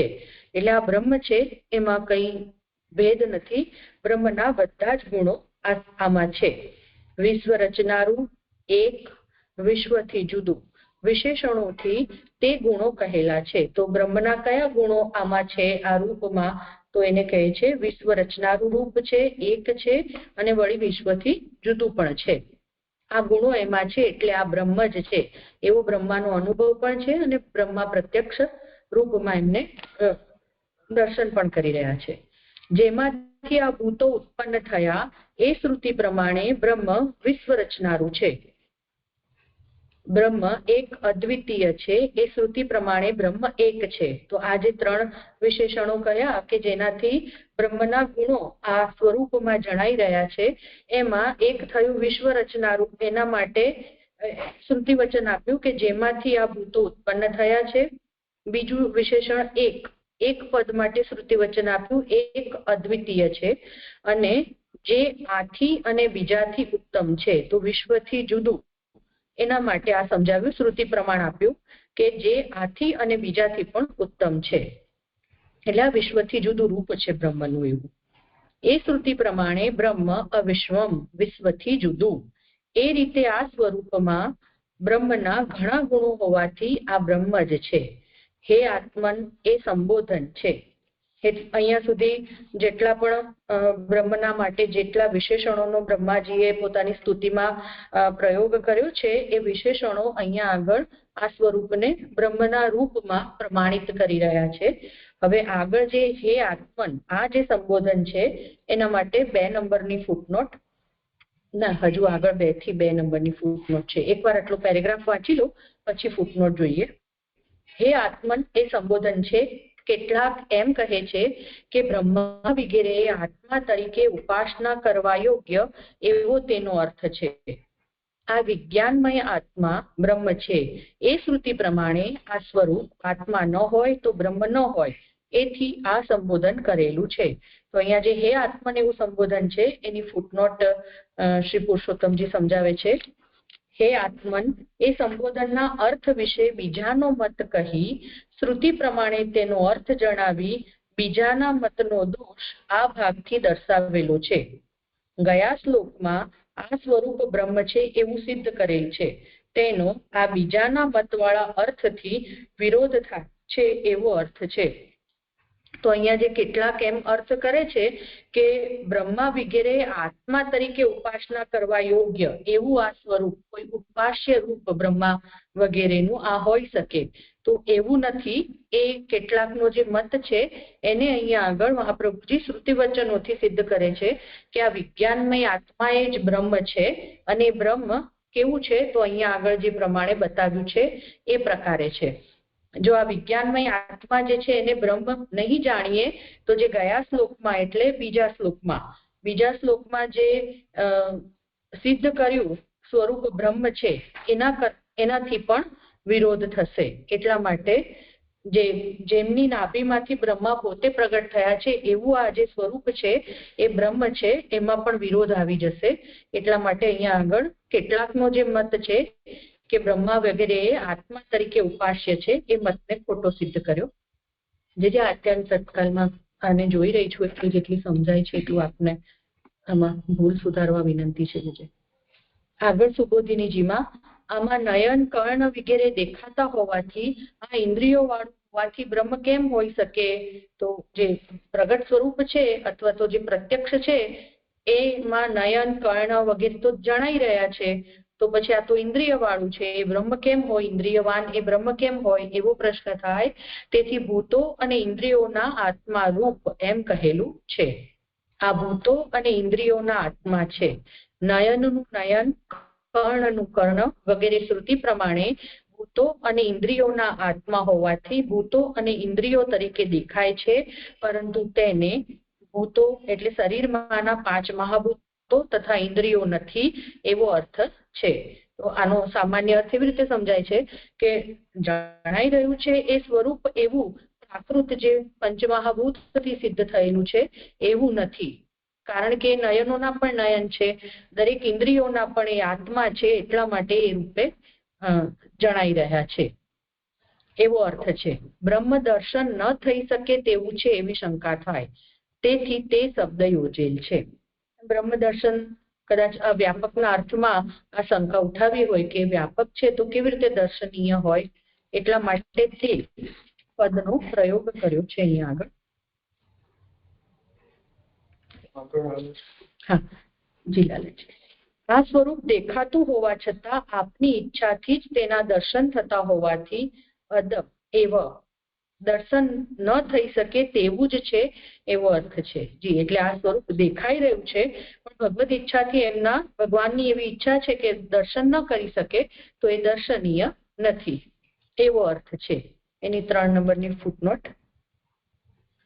1 માત્ર આનંદરૂપ હોવાથી, 2 વિકાર રહિત હોવાથી અને 3 ન ઢંકાયેલ તેજ વાળું હોવાથી, 4 ભૂતો અને ઇન્દ્રિયો વિનાનું હોવાથી અને 5 ન જણાયેલું જાણે છે એ શ્રુતિમાં કહેલા ગુણ વાળું હોવાથી આ સ્વરૂપ બ્રહ્મ સિવાયનું નથી એમ સિદ્ધ કરનારા 5 હેતુઓ આ શ્લોકમાં કહેલા છે. એવો અર્થ અહીંયા સુધી કરી અને પુરુષોત્તમજી આ 5 અર્થથી આ બ્રહ્મ સિવાયનું બીજું રૂપ નથી એને શ્રુતિ સિદ્ધ કર્યું. આગળ સુબોધિનીજીમાં હું આપના તે સ્વરૂપનો આશ્રય કરું છું એવો વાક્યનો સંબંધ છે. હું જોઉં છું એ જુદું વાક્ય છે, તેથી આપના 2 વાર આવેલ છે, તેમાં તે જ વિષય ફરી કહેવા રૂપ દોષ નથી. તો આપના આ રૂપના હું દર્શન કરું છું તે અને આશ્રય કરું છું એવું જે કહ્યું એમાં દોષ નથી. તો આ સ્વરૂપ બ્રહ્મ જ છે એવું અહીંયા આગળ પ્રમાણિત કર્યું. આટલું જે આ શ્લોકમાં થયું. 3જા શ્લોક છે કઈ વિચારણી? એમાં કઈ ભૂલ હોય તો જે 319 પેજ પર જે 2 શ્રુતિ વચન આપ્યા ને કે કેટલાક કહે છે કે બ્રહ્મા વગેરે આત્મા તરીકે ઉપાસના કરવા યોગ્ય, તો એ તો ખોટો થઈ ગયું. કારણ કે અહીંયા બ્રહ્મ કરતા બ્રહ્માને ઉપાસના કરવા યોગ એવું જ સમજવાનું હતું ને અહીંયા. મને શું પૂછ્યું ના સમજાયું. હા, એટલે આજે વચન આવ્યું ને કે કેટલાક એમ કહે છે પહેલા પેરેગ્રાફમાં પેજ 319 પર કેટલાક એમ કહે છે કે બ્રહ્મા વગેરે આત્મા તરીકે ઉપાસના કરવા યોગ્ય એવો તેનો અર્થ છે. અને બીજી વચન આપ્યું કે આ વિજ્ઞાનમય આત્મા બ્રહ્મ છે એ શ્રુતિ પ્રમાણે આ સ્વરૂપ આત્મા ન હોય તો બ્રહ્મ ન હોય, તેથી આ સંબોધન કરેલું છે. તો આ બે વચન નું કહેવા શું માંગે છે એ મારો પ્રશ્ન એમ છે, એ સમજ નથી પડી. હું બોલું છું તો ગડબડ થઈશ એટલે હું નથી કહેતી, મારું સમજ એટલે સાચી સમજ જ કહી દો આપ. એટલે અહીંયા ખાલી એટલું સમજાવ, બીજું જે સમજાવશે, પણ એટલું થયું કે અહીંયા મૂળમાં જે હે આત્મન, તો આત્મન જે પદ પ્રયોગ કર્યો છે ને, તો હે આત્મન એમ કેમ સંબોધન બ્રહ્માજી કરી રહ્યા છે? તો અહીંયા કોઈક આત્મન શબ્દથી એમ કહે કે બ્રહ્મા વગેરે આત્મા તરીકે ઉપાસના કરવા યોગ્ય, એવું જો કોઈ કહે તો એ વાત યોગ્ય નથી. એ રીતે અહીંયા આગળ વાત સમજાવી રહ્યા હોય એવું મને જણાય છે, ને એના માટે શ્રુતિ વચન આપ્યું એવું એટલું સમજાય છે. જે વધારે પુરુષોત્તમજી અહીંયા બ્રહ્મત્વના સાધક હેતુઓ બધા આપ્યા છે અને એના પ્રમાણ વચનોથી શ્રી મહાપ્રભુજીએ એને સિદ્ધ કરતા ગયા કે બ્રહ્માજી અહીંયા શું કહેવા માંગે છે. તો એમાં જે આત્મન શબ્દ છે એને ઉપાસ્ય તરીકે એને નહીં સમજવું જોઈએ, પણ એ સંબોધન જ છે. અને સંબોધન કરવાનો હેતુ એ છે કે એ અયમ આત્મા બ્રહ્મ વિજ્ઞાનમય એ જે શ્રુતિ વચન છે એ શ્રુતિ વચનથી યદી એને અનાત્મ રૂપ જાણવામાં આવે તો એ બ્રહ્મ ન હોઈ શકે, એ હેતુ છે. એટલે આત્મન શબ્દ જે છે અહીંયા સંબોધનના અર્થમાં જ છે, નહીં કે કેટલાક લોકો એનો અર્થ એમ કરે છે કે બ્રહ્માદિભિ આત્મત્વેનો ઉપાસ્ય હતી, એટલે બ્રહ્મા પોતાની આત્મા તરીકે બ્રહ્મની ઉપાસના કરે છે, એ અર્થમાં આ આત્મન શબ્દ નથી. હા, હવે સમજ પડી ગઈ. પ્રણામજી. ખબર પડી રામનામનો વિકાર બ્રહ્મનું પણ ન જણાયેલું ચાલે છે, ન જણાયેલું ચાલે તે રક્ષા કરાય. પ્રણામજી, મને પણ આ જ પ્રશ્ન હતો કે ન જણાયેલું જાણે છે, તો એ અહીંયા જે આવ્યું આ વિજ્ઞાનમય આત્મા બ્રહ્મ છે તેની સાથે આ હેતુ સિદ્ધ થાય છે. અહીંયા જે સિદ્ધ કરનારા 5 હેતુઓ કયા છે એ મને એ શેની સાથે જોડાશે એ મને ન ખબર પડી. ન જણાયેલું જાણે છે. પ્રણામ છે. સમજી જાય.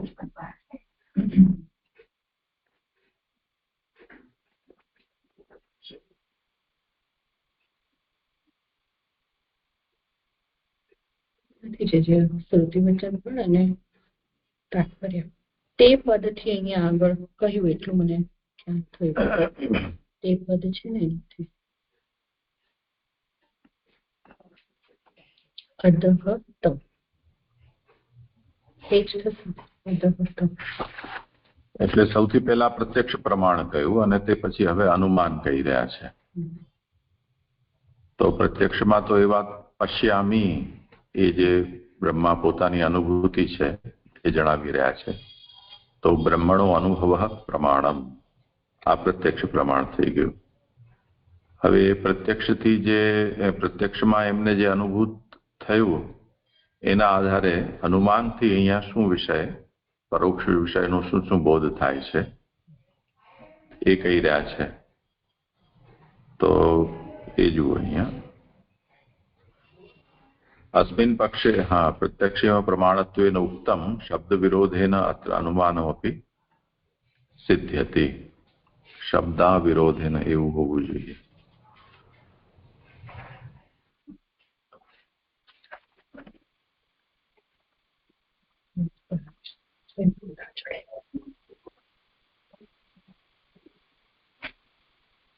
જોઈશું પછી.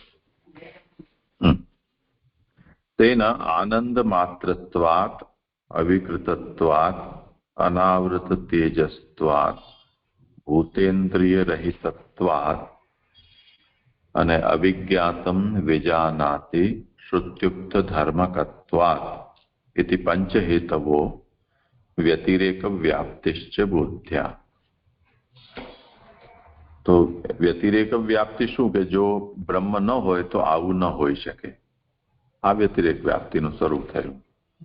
તો 5 હેતુ છે એમાં વ્યતિરેક વ્યાપ્તિ કેવી રીતે આવશે કે જો બ્રહ્માને જેનો અનુભવ થયો છે એ જો બ્રહ્મ ન હોય તો એ આનંદ માત્ર ન હોય, એ અવિકૃત ન હોય, અનાવૃત તેજ વાળું ન હોય, ભૂતેન્દ્રિય રહિત ન હોય અને અવિજ્ઞાતમ વિજાનાતિ એવું પણ ન હોય. તો જે નથી જણાયેલું એને જે જાણે છે તેવું.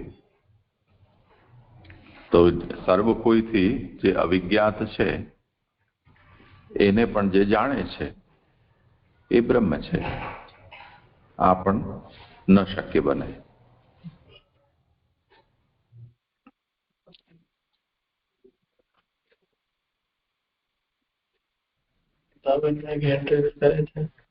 મમતાબેન મળ્યા? હેલો. હા મમતાબેન. જે દંડવત પ્રણામ.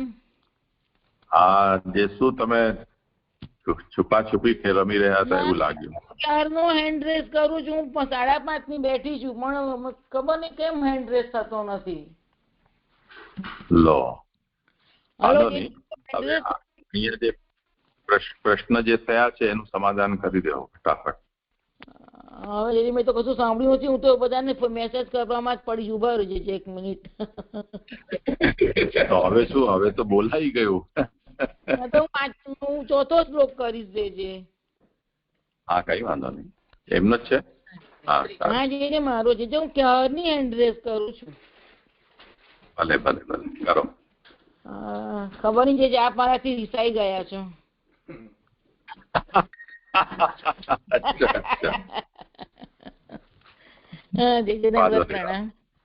કરો આગળ.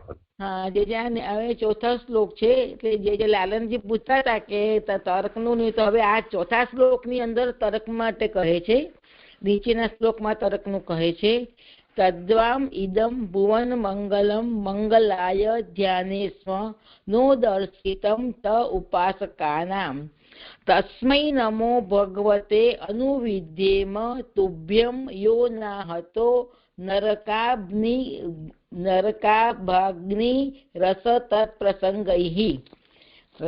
અનુવાદ છે. હે ભુવનોના મંગલરૂપ આ નિશ્ચય તે સ્વરૂપ છે. આપની ઉપાસના કરનારા અમોને આપે ધ્યાનમાં અમારા મંગલ માટે દેખાડેલું છે તે ભગવાનને નમસ્કાર. આપની પ્રાપ્તિ માટે દુષ્ટોના સંગવાળા નરકમાં જનારાઓ જેમનો અનાદર કરે છે તેઓ આપની આજ્ઞામાં અમે રહીએ. હવે શ્લોકાર્થ. હે ભુવન મંગલ એટલે કે ભુવન મંગલમાં કહે ભુવન મંગલ ત્રણેય લોકોના મંગલ રૂપ આ વય નિશ્ચય તે જ સ્વરૂપ છે. એટલે હવે એવું કહી રહી છે આની અંદર કે હે ભુવનના મંગલ એટલે કે ત્રણેય લોકના મંગલ રૂપ આ નિશ્ચય આ સ્વરૂપ જે મેં દેખ્યું છે તે આપ જ છો. તેનું કારણ અમોને ધ્યાનમાં અમારા મંગલ માટે દેખાડેલું છે. એટલે તમે અમને આ જે સ્વરૂપ છે એ અમારા ધ્યાનમાં આવ્યું છે તે અમારા મંગલ માટે જ દેખાડેલું છે, શબ્દોથી કહેલું છે. તેથી શું એવો પ્રશ્ન થાય, તેથી આપની ઉપાસના કરનારાને શબ્દ યોજેલ છે. એટલે કે તેનું શું કરો તમે અમને આ માટે દેખાડેલું છે, તો કહે છે કે આપની ઉપાસના કરનારાને એવું આ શબ્દ યોજેલો છે કે અમે બ્રહ્મનો સાક્ષાત્કાર થાય તે માટે ધ્યાન કરેલું. કારણ કે અમે આપની ઉપાસના કરનારા છીએ.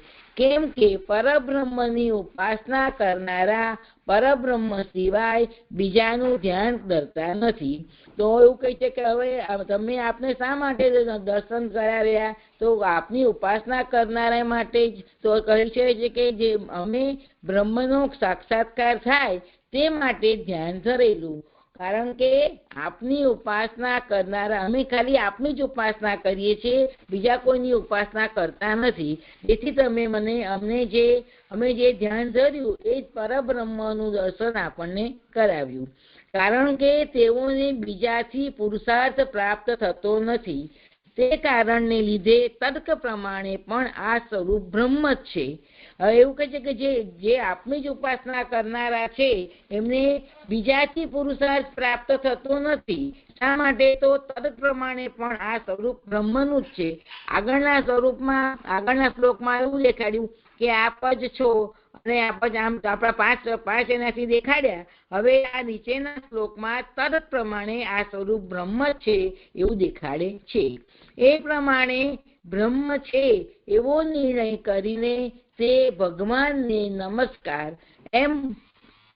એમ તેને નમસ્કાર કરે છે. એટલે બ્રહ્માજી આ પ્રમાણે આ બ્રહ્મ છે એવો એમને નિર્ણય થઈ જાય છે અને તે ભગવાન જ છે એટલે તેમને નમસ્કાર કરે છે. અને હવે તે સ્વરૂપ ભગવાન જ હોવાથી ભગવાનને એમ કહેલું છે ઉદાસીન હોય તે પણ માત્ર નમન કરે. હવે પહેલી ફૂટનોટ છે ઉદાસીનની. ઉદાસીન એટલે કે સેવક નહીં તેમ દ્વેષી પણ નહીં. એટલે અમે કે ઉદાસીન છે એટલે કેવા છે કે સેવક પણ નથી અને ઉદાસીન પણ નથી.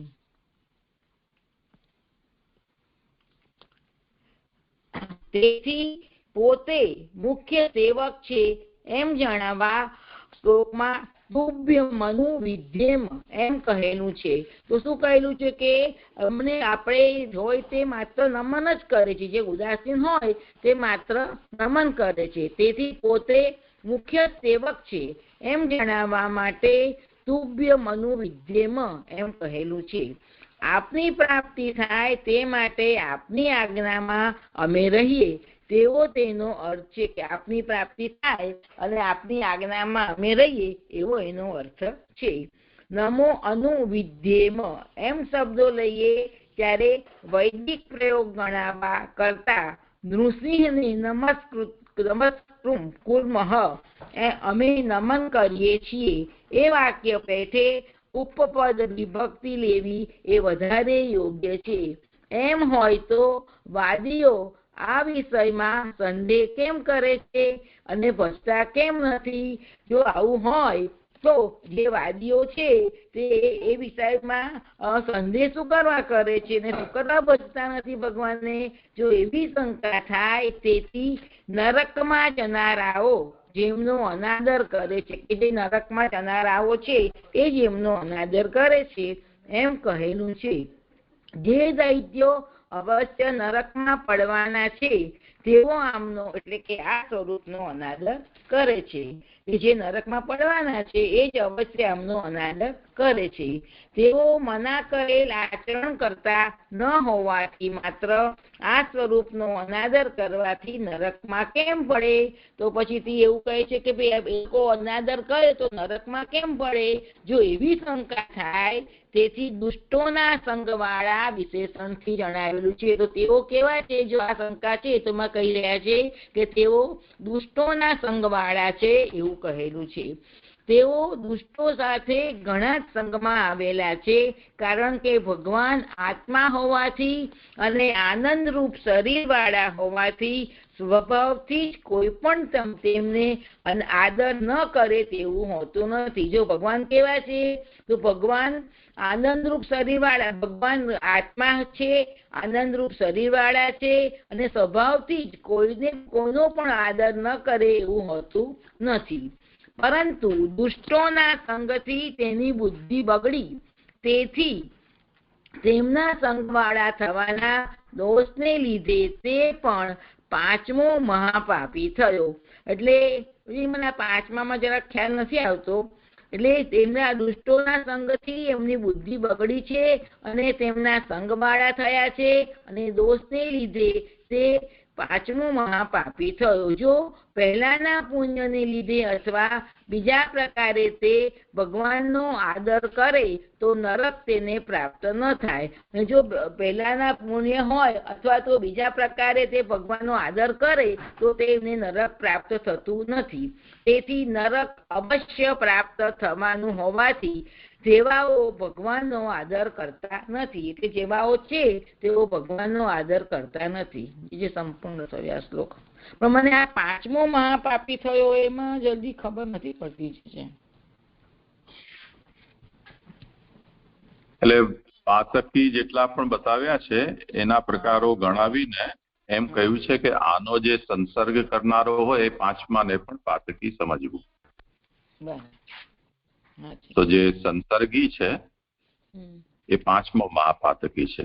ચાર પ્રકારના પ્રસિદ્ધ ગણાવ્યા છે. અત્યારે મને પણ એની સંખ્યા યાદ નથી તમારી જેમ, પણ એનો જે સંસર્ગ કરે એ પાંચમો.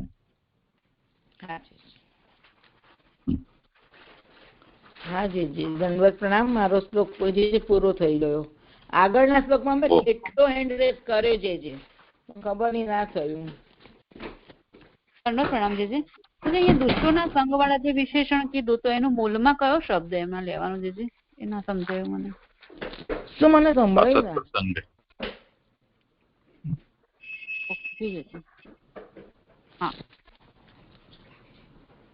હા જય નગર પ્રણામ. આ પાંચ નું કહ્યું ને તો આ ભ્રૂણ હત્યા છે, પછી બ્રહ્મ હત્યા છે, પાંચ ના આવે?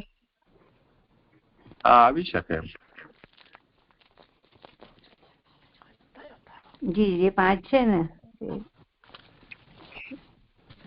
આવી ચાર જોઈએ તો જ પાંચમો એનો સંસર્ગી થાય ને.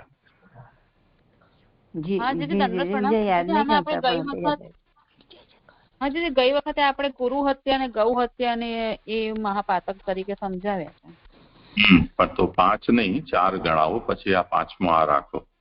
એમાં જો ગણાવ્યા હોય તો હા એ બે જ યાદ છે. હા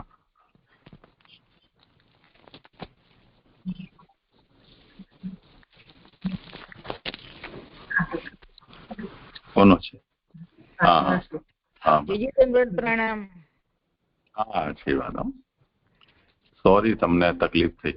ના બોલશો મને કશું તકલીફ નથી થઈ, પણ મારો શ્લોક જતો રહ્યો. મને કેટલી ક્યારની હેડરેસ કરતી હતી ખબર નહીં. મેસેજ મોકલાયા હેતલ ને હિના ને પણ ખબર ના પડી જાય. કઈ વાંધો નહીં, જે ભૂલ મારી છે. મારા દોષો છે બધા, એટલે મને ત્યારે ધ્યાન હતું ને બધાનું પુસ્તકમાં ધ્યાન હોય એટલે પછી ફોન જોવાનું ન રહી જાય. હા જી એટલે લાલન ને બી છેવટે મેં લાલન ને છેવટે એમનાથી ફોન કર્યો, મેસેજ મોકલાયો. હા જી મારી ભૂલ છે, આપનો કોઈ દોષ નથી. જે આપના દોષ હોય અમે તો અમારા દોસ્તી તો બધા આવીને રહ્યા છે અમેરિકામાં.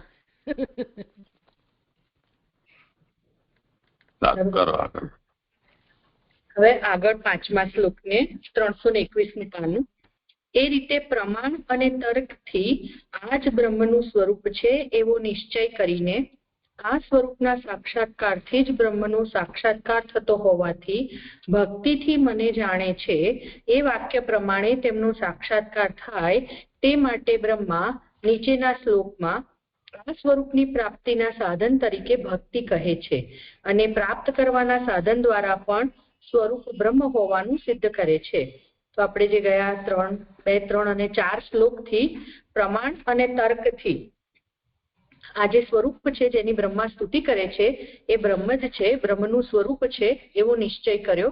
અને હવે આ સ્વરૂપનો સાક્ષાત્કાર થાય ત્યારે બ્રહ્મનો સાક્ષાત્કાર થતો હોવાથી ભક્તિથી જે ભગવાનને જાણે છે એને જ ભગવાનનો સાક્ષાત્કાર થાય છે. એના માટે હવે બ્રહ્મા હવેનો જે શ્લોક આવે છે એમાં ભક્તિ કહે છે. આમાં એટલો સુધારવું જોઈએ કે આ સ્વરૂપના સાક્ષાત્કારથી જ નહીં, આ સ્વરૂપનો સાક્ષાત્કાર એ જ બ્રહ્મનો સાક્ષાત્કાર છે. આ સ્વરૂપનો થી કાઢી નાખો, સાક્ષાત્કાર પછી એ જ.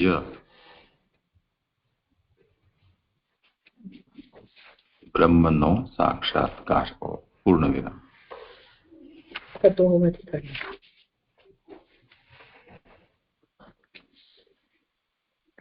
एतत् साक्षात्कार एव ब्रह्म साक्षात्कारः.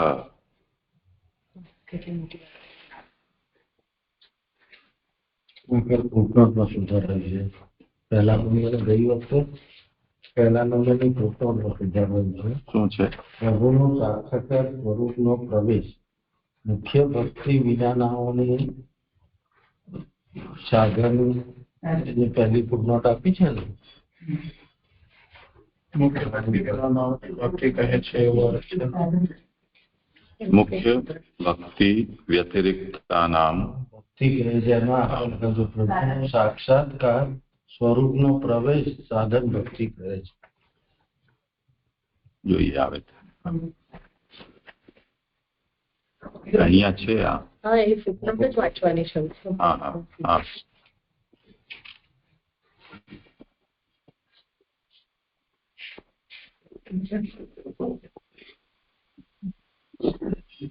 બ્રેકેટ ને સુધરાવ્યું હોય તો જે છે બાકી મુખ્ય ભક્તિ વ્યતિરિક્તાનામ તામ આહ ભક્તિમ આહ ક્યાં છે? इति वाक्यात् तत् साक्षात्कारार्थं भक्तिम आह.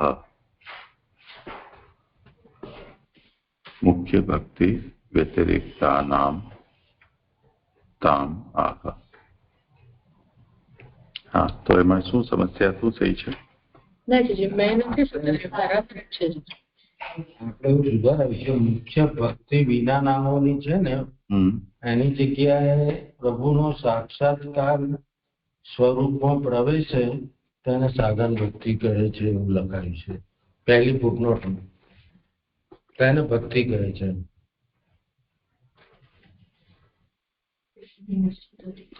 ટ્રેડિશનલ હશે. હા, મને એવું લાગે છે સુધાર્યું નહીં હોય. ડિસ્ક્રિપ્શનલ હશે. હા, સમજવા માટે બ્રેકેટ કોષ્ટકમાં નાખવાનું. પ્રભુનો સાક્ષાત્કાર સ્વરૂપનો પ્રવેશ એ વિના નાઓનીમાં લખાયેલું છે. એ તો ફૂટનોટમાં જ છે ને. મુખ્ય ભક્તિ વ્યતિરિક્તાનામ તામ આહ. એટલે ભક્ત્યા મામ અભિજાનાતિ ઇતિ વાક્યાત ભક્તિથી મને જાણે છે એ વાક્યથી તત્ સાક્ષાત્કારાર્થમ ભક્તિમાહ તેમના સાક્ષાત્કાર માટે ભક્તિ કહે છે. તો કોને કહે છે ભક્તિ? કે જે મુખ્ય ભક્તિ વ્યતિરિક્ત છે, અર્થાત જે લોકો પુષ્ટિજીવ નથી તેવા જીવો માટે અથવા મિશ્ર પુષ્ટિજીવના માટે અહીંયા સાક્ષાત્કારનો ઉપાય ભક્તિ છે એમ કહી રહ્યા છે. એવી લખાયેલું છે. એવું તાત્પર્ય એનું એમ સમજવાનું છે. મુખ્ય ભક્તિ વિનાનાઓનો પ્રભુનો સાક્ષાત્કાર સ્વરૂપનો પ્રવેશ સાધન ભક્તિ કહે છે એવું છે. બરોબર. જે આ રીતે આગળ 2, 3 અને 4 શ્લોકથી પ્રમાણ અને તર્કથી બ્રહ્મનું સ્વરૂપ છે એનો નિર્ધાર થયો. પછી આ સ્વરૂપનો સાક્ષાત્કાર એ જ બ્રહ્મનો સાક્ષાત્કાર છે. ભક્તિથી મને જાણે છે એ વાક્ય પ્રમાણે તેમનો સાક્ષાત્કાર થાય તે માટે બ્રહ્મા નીચેના શ્લોકમાં ભક્તિ કહે છે. એની ફૂટનોટ આપણે હમણાં જોઈ કે જે મુખ્ય ભક્તિ જેમને નથી એવા એના સિવાયનાઓ મિશ્ર અથવા આવી મુખ્ય ભક્તિ વિનાનાઓના માટે અહીંયા ભક્તિ કહેવામાં કહે છે. અને સાધન દ્વારા પણ બ્રહ્મ હોવાનું સિદ્ધ કરે છે. તો હવે સાધન દ્વારા પણ આ બ્રહ્મ છે એમ સિદ્ધ કરશે આગળના શ્લોકમાં, 5મા શ્લોકમાં. ये तु त्वदीय चरणाम्बुज कोश गंधम जिग्रन्ति कर्ण विवरैः श्रुतिवात नितम भक्त्या गृहीत चरणः परया च तेषां नापैषि नाथ हृदयाम्बुरुहात् स्वपुंसाम्. પરંતુ હે નાથ, જેઓ વેદરૂપ વાયુએ આણેલી આપના ચરણ કમલની કળીની ગંધ કાનરૂપ છિદ્રોથી સૂંઘે છે અને જેમની ઉત્તમ ભક્તિ વડે ચરણથી પકડાયેલા છો તે પોતાના પુરુષોના હૃદય કમલમાંથી આપ ખસતા નથી. એના સુબોધિનીજી તું. પરંતુ તો મૂળમાં જે યે તું, એ જે તું પદ છે એ પરંતુ શબ્દથી ચરણની ઉપાસના ન કરનારા પુરુષાર્થના દ્વેષીઓને બાતલ કરેલા છે. તો અહીંયા જે ભગવાન ચરણની ઉપાસના નથી કરી રહ્યા તેવા અને જેમને પુરુષાર્થની પ્રાપ્તિની ઈચ્છા નથી એવા ભગવત ચરણના અને પુરુષાર્થના જે દ્વેષીઓ છે એમને બાદ કર્યા છે. તો કોને કહી રહ્યા છે? એને કહે છે કે જેઓ આપના સેવકોના ચરણમાં રહેલ કમલની કળીની ગંધ કાનરૂપ છિદ્રોથી સૂંઘે છે તેમના હૃદયમાંથી આપ ખસતા નથી. આપના એવા સેવકો છે કે જે આપના ચરણ કમલમાં રહેલી આપની જે ચરણ કમલની કળીની ગંધ છે એને કાનરૂપ છિદ્રથી સૂંઘે છે, એઓના હૃદયમાંથી આપ કદી ખસતા નથી. આવો વાક્યનો સંબંધ છે. તેનું કારણ ભક્તિ વડે ચરણથી પકડાયેલા વિશેષણથી કહેલું છે. તો ભગવાન આમના હૃદયમાંથી કેમ ખસતા નથી આવા સેવકોના? તો કે છે કે એમણે ભક્તિ વડે એ ચરણથી પકડાયેલા છે, જકડાયેલા છે. આપના સેવકોના ચરણોમાં ભગવાનના ચરણની પેઠે રેણુઓ હોતી નથી, પરંતુ પોતાના ભક્તોનું આપ રક્ષણ કરનાર હોવાથી તેમના ચરણોમાં કળી હોય છે અને તેનો ગુણ ગંધ રહેલો હોય છે. એમાં પહેલા 2 નંબરની ફૂટનોટ જોઈ લઈએ, પછી આગળ વાંચીએ. 2 નંબરની ફૂટનોટ. અહીં ચરણ કમલની પરાગ ન કહેતા આ પ્રમાણે કહ્યું તેનું કારણ જણાવેલું છે. હોતી નથી એટલે ભગવદીય શરીર પ્રાપ્ત કરાવે તેવી હોતી નથી. તો અહીંયા આગળ ચરણ કમલની પરાગ એમ પદ પ્રયોગ ન કરી અને અહીંયા એમ કહ્યું કે ભગવાનના ચરણની પેઠે રેણુઓ આવા સેવકોના એમાં ચરણોમાં હોતી નથી, પણ ભગવાનનું પોતાના ભક્તોનું રક્ષણ કરનારા છે ભગવાન, એમના ચરણોમાં આ પ્રકારે કળી રહેલી છે, કમલ કળી, અને એના ગુણ એ જે ફૂલ છે અથવા જે કળી છે એનો ગુણ ગંધ છે એ એમાં રહેલો છે. હવે એક તો આ અર્થ કર્યો ત્વદીય ચરણાંબુજ કોશ ગંધમનો, અને એક હજુ અથવા કરી અને બીજો અર્થ કરે છે અથવા આપના જ ચરણ કમલમાં કળી છે. જો તેઓ એટલે ભક્તો ભગવદીયપણું પ્રાપ્ત કરાવનાર શરીરના કારણ બનેલ સંસ્કારવાળા મહાભૂતો પ્રાપ્ત કરે તો આ જન્મમાં તેઓ આપના જ સેવકો થાય. પરંતુ હમણાં તેવું શરીર પ્રાપ્ત કરેલ ન હોય તો પણ બીજા દેહમાં પણ શ્રુતિ વગેરેનો વિચાર કરવાથી આપનું મહાત્મ્ય જાણવામાં આવે તો ભક્તિ પ્રાપ્ત થાય. એટલે આ પર જે વાત સુબોધિનીમાં સમજાવી કે ભગવાનના ચરણની રેણુ એવી ચરણ રેણુ એ સેવકોના ચરણોમાં હોતી નથી, પણ ભક્તોનું રક્ષણ કરનારા જે આપ છે એમાં આ હોય છે અને એનો ગુણ એ ગંધ છે. એને આગળ ગંધને આગળ સમજાવે છે અને પછી કહે છે કે જો હવે એવા જો ભક્તો છે પણ એમને ભગવદીયપણું પ્રાપ્ત કરાવનાર જે શરીર છે એના કારણરૂપ સંસ્કૃત જે મહાભૂતો છે એવા મહાભૂતો જો એમને આ જ જન્મમાં પ્રાપ્ત થઈ જાય તો પછી એમને ભગવાન મહાત્મ્ય જાણવામાં આવે અને ભક્તિ થાય. એ રીતે અહીંયા સમજાવે છે. એની હવે 3 નંબર અને એ ફૂટનોટ જોઈ લઈએ. 3 નંબરની ફૂટનોટ છે સંસ્કારવાળા મહાભૂતો, સુસંસ્કૃત મહાભૂતો. એના માટે ભગવાનનું ચરણ કમલ એવો અર્થ લેવામાં આવે ત્યારે પરાગ વગેરે ન કહેવાનું કારણ આ વાક્યથી કહેલું છે. એટલે તેમનો તેવો અધિકાર ન હોવાથી તેમને તેની પ્રાપ્તિ થતી નથી, તેથી કહેલ નથી એવો અર્થ છે. એટલે અહીંયા આગળ ભગવાનનું ચરણ કમલ એમાં કળી અને એની ગંધ એવી રીતે નિરૂપણ કર્યું છે. ભગવાનના ચરણ કમલની પરાગ એમ નથી કહ્યું, એમાં એમનો એવો અધિકાર નથી એમને એ પ્રકારની પ્રાપ્તિનો, તેથી અહીંયા આગળ એવો પદ પ્રયોગ કરેલો નથી. હજુ થોડુંક આમાં ખૂટે છે, એને સમજવામાં સારી રીતે જોડાઈ નથી રહ્યું, પણ આટલું જેટલું સમજાયું એટલું કહું છું છે. હવે આગળ જે શ્રુતિ વગેરેનું જયારે આવો સુસંસ્કૃત દેહ એમને પ્રાપ્ત થશે અને પછી જયારે એવા દેહથી મારો ના અહીંયાથી તો બરાબર ચાલી રહ્યું છે, બીજા કોઈને વાત. હા પ્રણામ છે. અવાજ કપાઈને જ આવતો હતો. હમણાં આપણે જે વાંચ્યું ને આખું ત્યાં સુધી, હવે 3જી ફૂટનોટ થી બરાબર આવ્યો. અત્યારે તો બરાબર છે. હા હા, તો હવે આગળ ચોથી ફૂટનોટમાં કે આ પ્રકારનું સુસંસ્કૃત દેહ પ્રાપ્ત કરે અને પછી ભગવાન મહાત્મ્ય જાણવામાં આવે તો ભક્તિ થાય. એમાં ભગવત મહાત્મ્ય જાણવામાં આવે એમાં 4 નંબરની ફૂટનોટ છે. તેવાઓને પણ ભક્તિ પ્રાપ્ત થવાનું કારણ આ વાક્યથી કહેલું છે. તો આવા પણ જે છે કે જેમને ભગવદીયપણું હજુ પ્રાપ્ત નથી થયું, કેમ કે સુસંસ્કૃત મહાભૂતોનો દેહ નથી, એમને પણ કેવી રીતે ભક્તિ પ્રાપ્ત થાય એ અહીંયાથી કહેવામાં આવ્યું.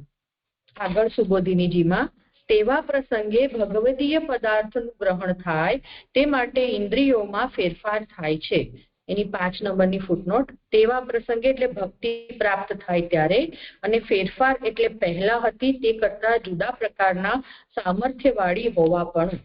તો અહીંયા એમ સમજાવી રહ્યા છે કે ભક્તિ પ્રાપ્ત થાય એવા પ્રસંગે ભગવદીય પદાર્થોનું ગ્રહણ કરી શકે એવો ઇન્દ્રિયમાં ફેરફાર એટલે એ અલૌકિક સામર્થ્યવાળી અથવા તો જુદા પ્રકારના સામર્થ્યવાળી એ ઇન્દ્રિયોને કરે છે. શેના માટે ભગવાન એવું કરે છે? કારણ કે ભગવદીય પદાર્થનું ગ્રહણ થાય તે માટે. સુબોધિનીજીમાં ગંધ દેહની અંદર પ્રવેશ કરવાની શક્તિવાળી હોવાથી ચિત્તમાં ખળભળાટ કરાવનારી છે, પરંતુ શબ્દ તેવો નથી. તો હવે અહીંયા જે કળીની ગંધ જિગ્રંતી, ગંધમ જિગ્રંતી એ જે કહેવામાં આવ્યું છે, તો એ કેમ અહીંયા આગળ કહ્યું શબ્દ માટે ન કહીને? તો કહે છે કે ગંધ એ દેહની અંદર પ્રવેશ કરવાની શક્તિવાળી છે અને એવી આવી સુસંસ્કૃત ગંધ દ્વારા પણ ચિત્તમાં ખળભળાટ થાય છે. એની 7 નંબરની ફૂટનોટ. ફેરફાર સ્પષ્ટ કરવા સૂંઘે છે શબ્દનું તાત્પર્ય આ વાક્યથી કહેલું છે. એ જે જિગ્રંતી પદ છે એને અહીંયા આગળ સમજાવ્યું કે એમને જે ઇન્દ્રિયમાં ભગવદીય પદાર્થ ગ્રહણ થઈ શકે એ પ્રકારેનો જે ફેરફાર એટલે પહેલા કરતા જુદા સામર્થ્યવાળી. તો હવે જુદું સામર્થ્ય શું થયું? તો કે છે કે જિગ્રંતી એ આ પ્રકારથી એ જ્યારે ગંધને શરીરમાં અંદર પ્રવેશ થાય છે ત્યારે એના ચિત્તમાં ખળભળાટ થાય છે, પરંતુ શબ્દ એવો નથી. ગંધ દ્વારા આવું થઈ શકે છે, શબ્દ દ્વારા નથી થતું. તેથી કીર્તિના શબ્દોનું શ્રવણ થતા પણ ગંધનો અનુભવ થવાનું કહેલું છે કે જેથી તે દેહની અંદર પ્રવેશ કરીને ખળભળાટ કરે. એમાં 8 નંબરની ફૂટનોટ. તેથી એટલે અંદર ખળભળાટ કરનાર હોવાથી. તો આ જે ગંધ છે કેવી છે? તો એ ખળભળાટ કરાવનારી છે. એ કેવી રીતે થાય છે? તો ભગવાન કીર્તિના શબ્દોનું જ્યારે શ્રવણ થાય છે ત્યારે આ ગંધનો અનુભવ થાય છે. તે આવા પ્રકારની ગંધ એટલે ભગવત કીર્તિ, ભગવત ચરિત્રથી જે મિશ્રિત છે એ પ્રકારે જ્યારે શ્રવણ થાય છે ત્યારે એ દેહની અંદર પ્રવેશ કરી અને ખળભળાટ કરે છે. એમાં 9 નંબરની ફૂટનોટ. શબ્દથી એવું કાર્ય થવાનું ક્યાંય જોવામાં આવતું નથી, તેથી માત્ર શબ્દથી કેમ એમ થાય એવી શંકા થાય તે દૂર કરવા આ વાક્ય કહેલું છે. એટલે ગંધથી આ થઈ રહ્યું છે કે જે ભગવાન કીર્તિનું શ્રવણ એ જ્યારે ભીતર પ્રવેશ કરે ત્યારે આ પ્રકારની ગંધનો અનુભવ એ આવું જુદા પ્રકારનું સામર્થ્ય ઇન્દ્રિયોને પ્રદાન કરે છે. એવું શબ્દથી કેમ એમ થાય એવું ક્યાંય જોવામાં નથી આવ્યું, એટલા માટે અહીંયા ગંધનો પ્રયોગ કર્યો છે. આગળ સુબોધિનીજીમાં ભગવાનના સંબંધવાળા પદાર્થો બધા ગુણોવાળા હોય છે અને વેદો થોડો સ્પર્શ કરનારા હોવાથી ગંધ લઈ જનારા છે. એમાં 10 અને 11 નંબરની ફૂટનોટ. ભગવાનના સંબંધવાળા પદાર્થો એટલે ભગવાનના યશનું શ્રવણ વગેરે. એટલે અહીંયા આગળ જે ભગવાનની ગંધયુક્ત જે પણ સંબંધયુક્ત જે પદાર્થો છે એ કેવા છે? તો એને કહે છે કે ભગવદ યશનું શ્રવણ એ પદાર્થ છે. અને વેદ થોડો સ્પર્શ કરનારા હોવાથી ગંધ લઈ જનારા છે. વેદ થોડો સ્પર્શ એટલે 11 નંબરની ફૂટનોટ. થોડો સ્પર્શ કરનારા એટલે ભગવાનનું થોડું મહાત્મ્ય જણાવનારા.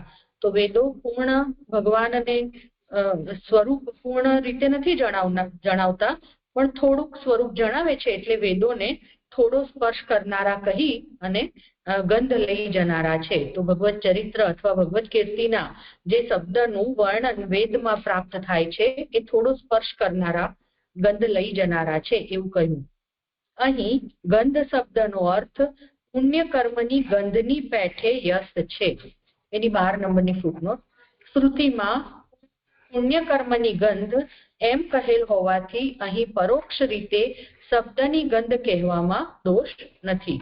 તો અહીંયા જે સુબોધિનીજીમાં જે મહાપ્રભુજી સમજાવી રહ્યા છે કે ગંધ શબ્દથી શું, તો એ ભગવત ચરિત્ર કે ભગવત કીર્તિના શબ્દો એ જે શ્રવણ કર્યા એ શ્રવણ રૂપી અહીંયા આગળ ગંધ એવું લેવામાં અહીંયા દોષ નથી, એટલે કે શબ્દની ગંધ. ભગવાનનું મહાત્મ્ય શ્રવણ કરનારાઓના કાન દેવતારૂપ હોવાથી તેમાં ગંધ પણ હોય છે, પ્રવેશ કરે છે. એને 13 નંબરની ફૂટનોટ. ના, હજુ આગળ છે, 1 મિનિટ. 13 નંબરનું સંપન્ન કરી લઈએ, પછી આખી ફૂટનોટ સાથે વાંચીશું. એવું ભગવાનનું મહાત્મ્ય સિદ્ધ કરવા એવા પ્રકારની કથા કહેલી છે. તો 13 થી 13 નંબરની ફૂટનોટ. અહીં પરોક્ષ શું કહ્યું એવી શંકા થાય તે દૂર કરે છે. સર્વમય છે એ શ્રુતિ પ્રમાણે આમ થાય છે. તેથી ગંધનું પ્રગટ થવું એ જ ભેદ છે, આમાં લક્ષણા પણ નથી એવો અર્થ છે. બહુ સુસ્પષ્ટ રીતે નથી સમજાઈ રહ્યું, પણ અહીંયા પરોક્ષ રીતે જે કહેવામાં આવ્યું, કેમ કે ગંધ એ અલગ, જીગ્રંથિ એ અલગ રીતે આવી રહ્યું છે, પણ એને પુણ્ય કર્મની ગંધ, તો એ ભગવત ચરિત્રના જે ગાન કરે છે, જે ભગવાનનો યશ છે એનું શ્રવણ, એને અહીંયા આગળ ગંધ કહી રહ્યા છે. તો એ જે છે એ કાનથી ગ્રહણ થાય છે.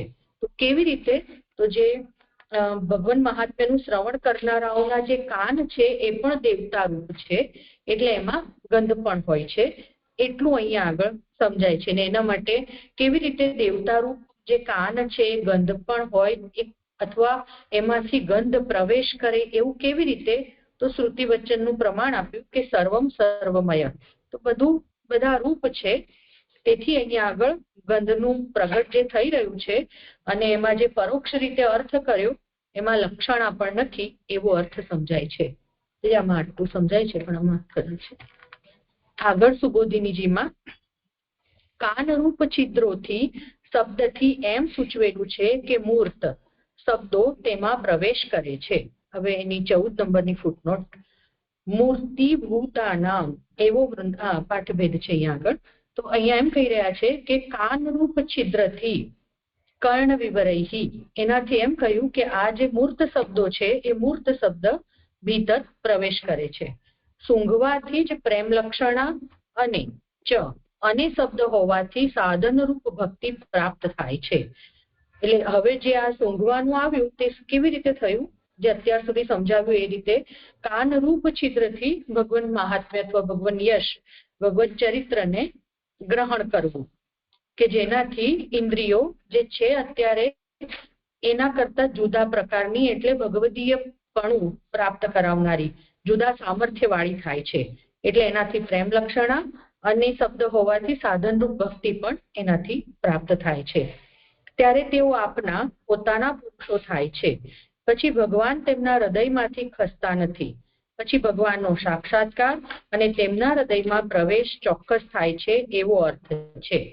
એટલે અહીંયા જે શરૂઆતમાં જે વાત આવી કે ભગવાન કેમ એમના હૃદયમાંથી ખસતા નથી, તો એના માટે અહીંયા આગળ સુબોધિનીજીમાં મહાપ્રભુજી આટલું સમજાવ્યું. અને હવે આગળ આ બ્રહ્મનું જ કાર્ય છે, બીજાનું નથી. તેથી કાર્ય દ્વારા પણ આ સ્વરૂપ બ્રહ્મ હોવાનું દ્રઢ કરેલું છે. એમાં 15 નંબરની ફૂટનોટ. આ એટલે ભક્તિથી પ્રાપ્ત થવાપણું. તો ભક્તિથી પ્રાપ્ત થાય છે એ બ્રહ્મ જ પ્રાપ્ત થાય છે, બીજું કોઈ નથી. આ કાર્ય પણ બ્રહ્મનું જ છે.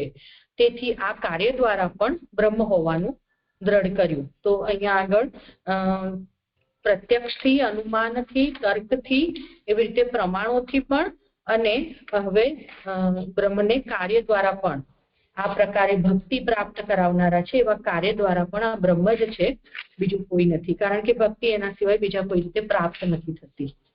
એ અર્થમાં અહીંયા છે. તો જે આમાં જે ગંધ, એને જે આગળ મહાપ્રભુજીએ સમજાવ્યું એ જે થયું એ બરાબર છે કે ગંધ એટલે ભગવદ યશ, ભગવત ચરિત્રનું કાન દ્વારા શ્રવણ, એ જ રીતે બીજો તો કોઈ ઉપાય જ નથી. કેમ કે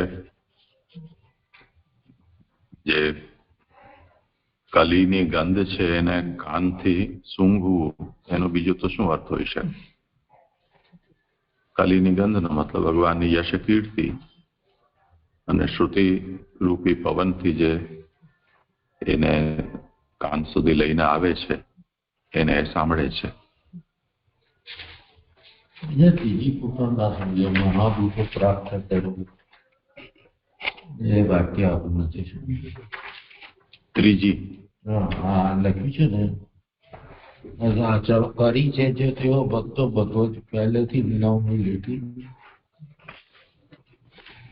ભગવદીપનો પ્રાગ શરીરના કારણે થોડા મહાભૂતો પ્રાપ્ત કરે તો આ જન્મમાં તેઓ આપણા જ સેવકો થાય. એમાં જે ફૂટનોટ આપી છે ને ભગવાનનું પરાગ વગેરે ન કહેવાનું કારણ માટે પ્રાપ્તિ તેની તેવી કહેલ નથી એવો અર્થ છે. એટલે ભગવાનના અહીંયા ત્વદીય ચરણાંબુજ કોશ ગંધમ, તો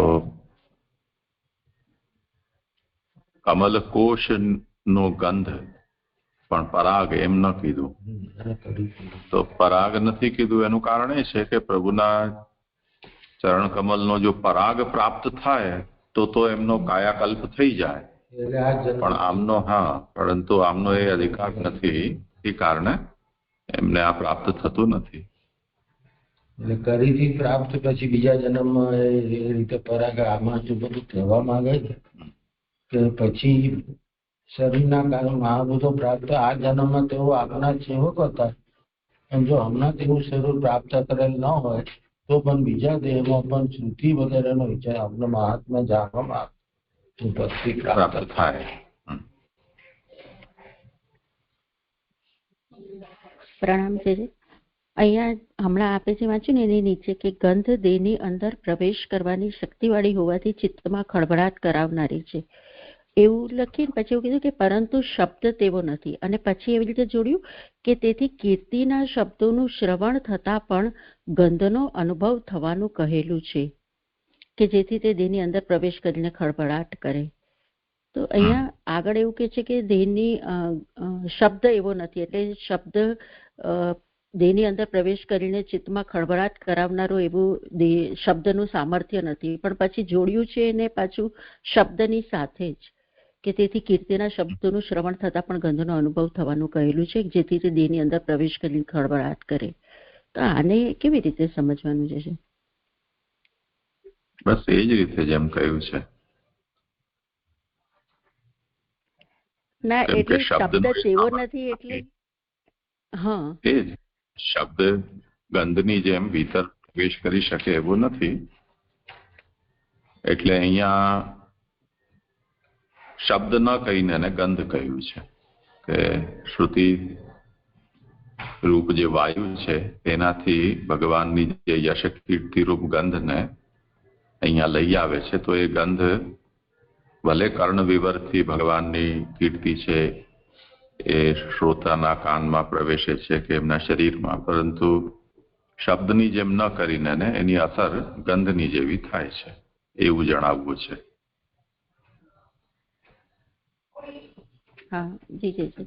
અને જે મને એક એવો પ્રશ્ન બી થાય છે કે આપણે જયારે ગયા વખતે 8મો અધ્યાય કર્યો ને તો એમાં એવું આવ્યું કે કલ્પ બદલાયો છે, અને પછી એના પછી 10મા શ્લોકમાં અને 12મા શ્લોકમાં એવું આવ્યું કે દિવસ બદલાયો છે બ્રહ્માજીનો, એટલે બ્રહ્માજીના 4 યુગ વીત્યા અને પછી રાત્રિ પૂરી થઈ અને પછી હવે નવું કલ્પ.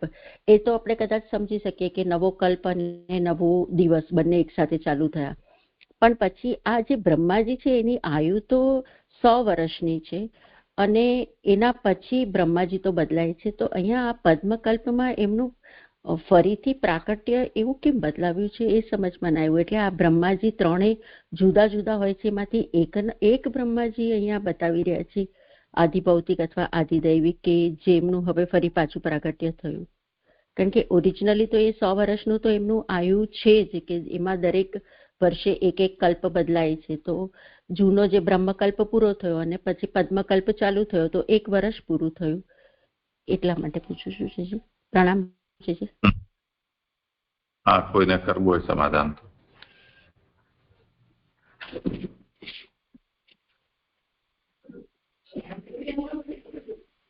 મૂળ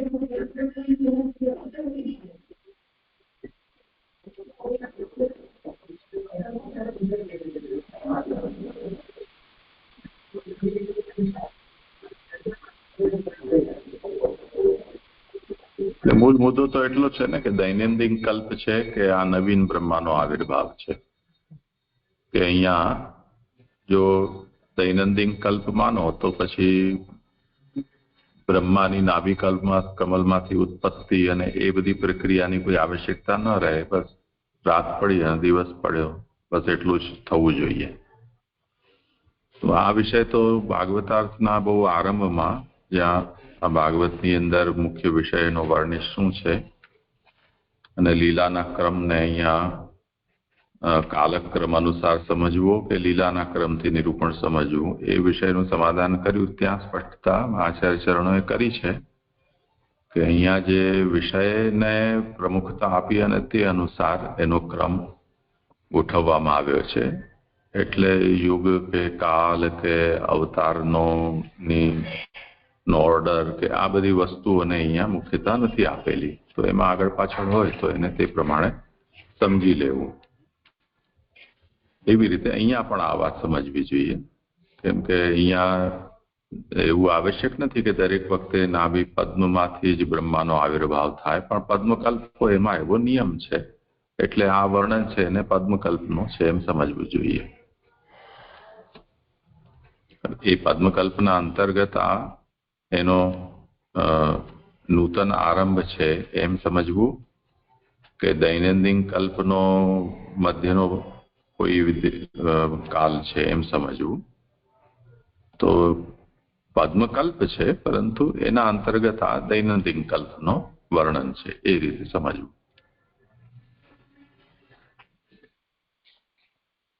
હા જી જી. હા પ્રણામ જી. સારું, અહીંયા આજે વિરામ. નમસ્કાર.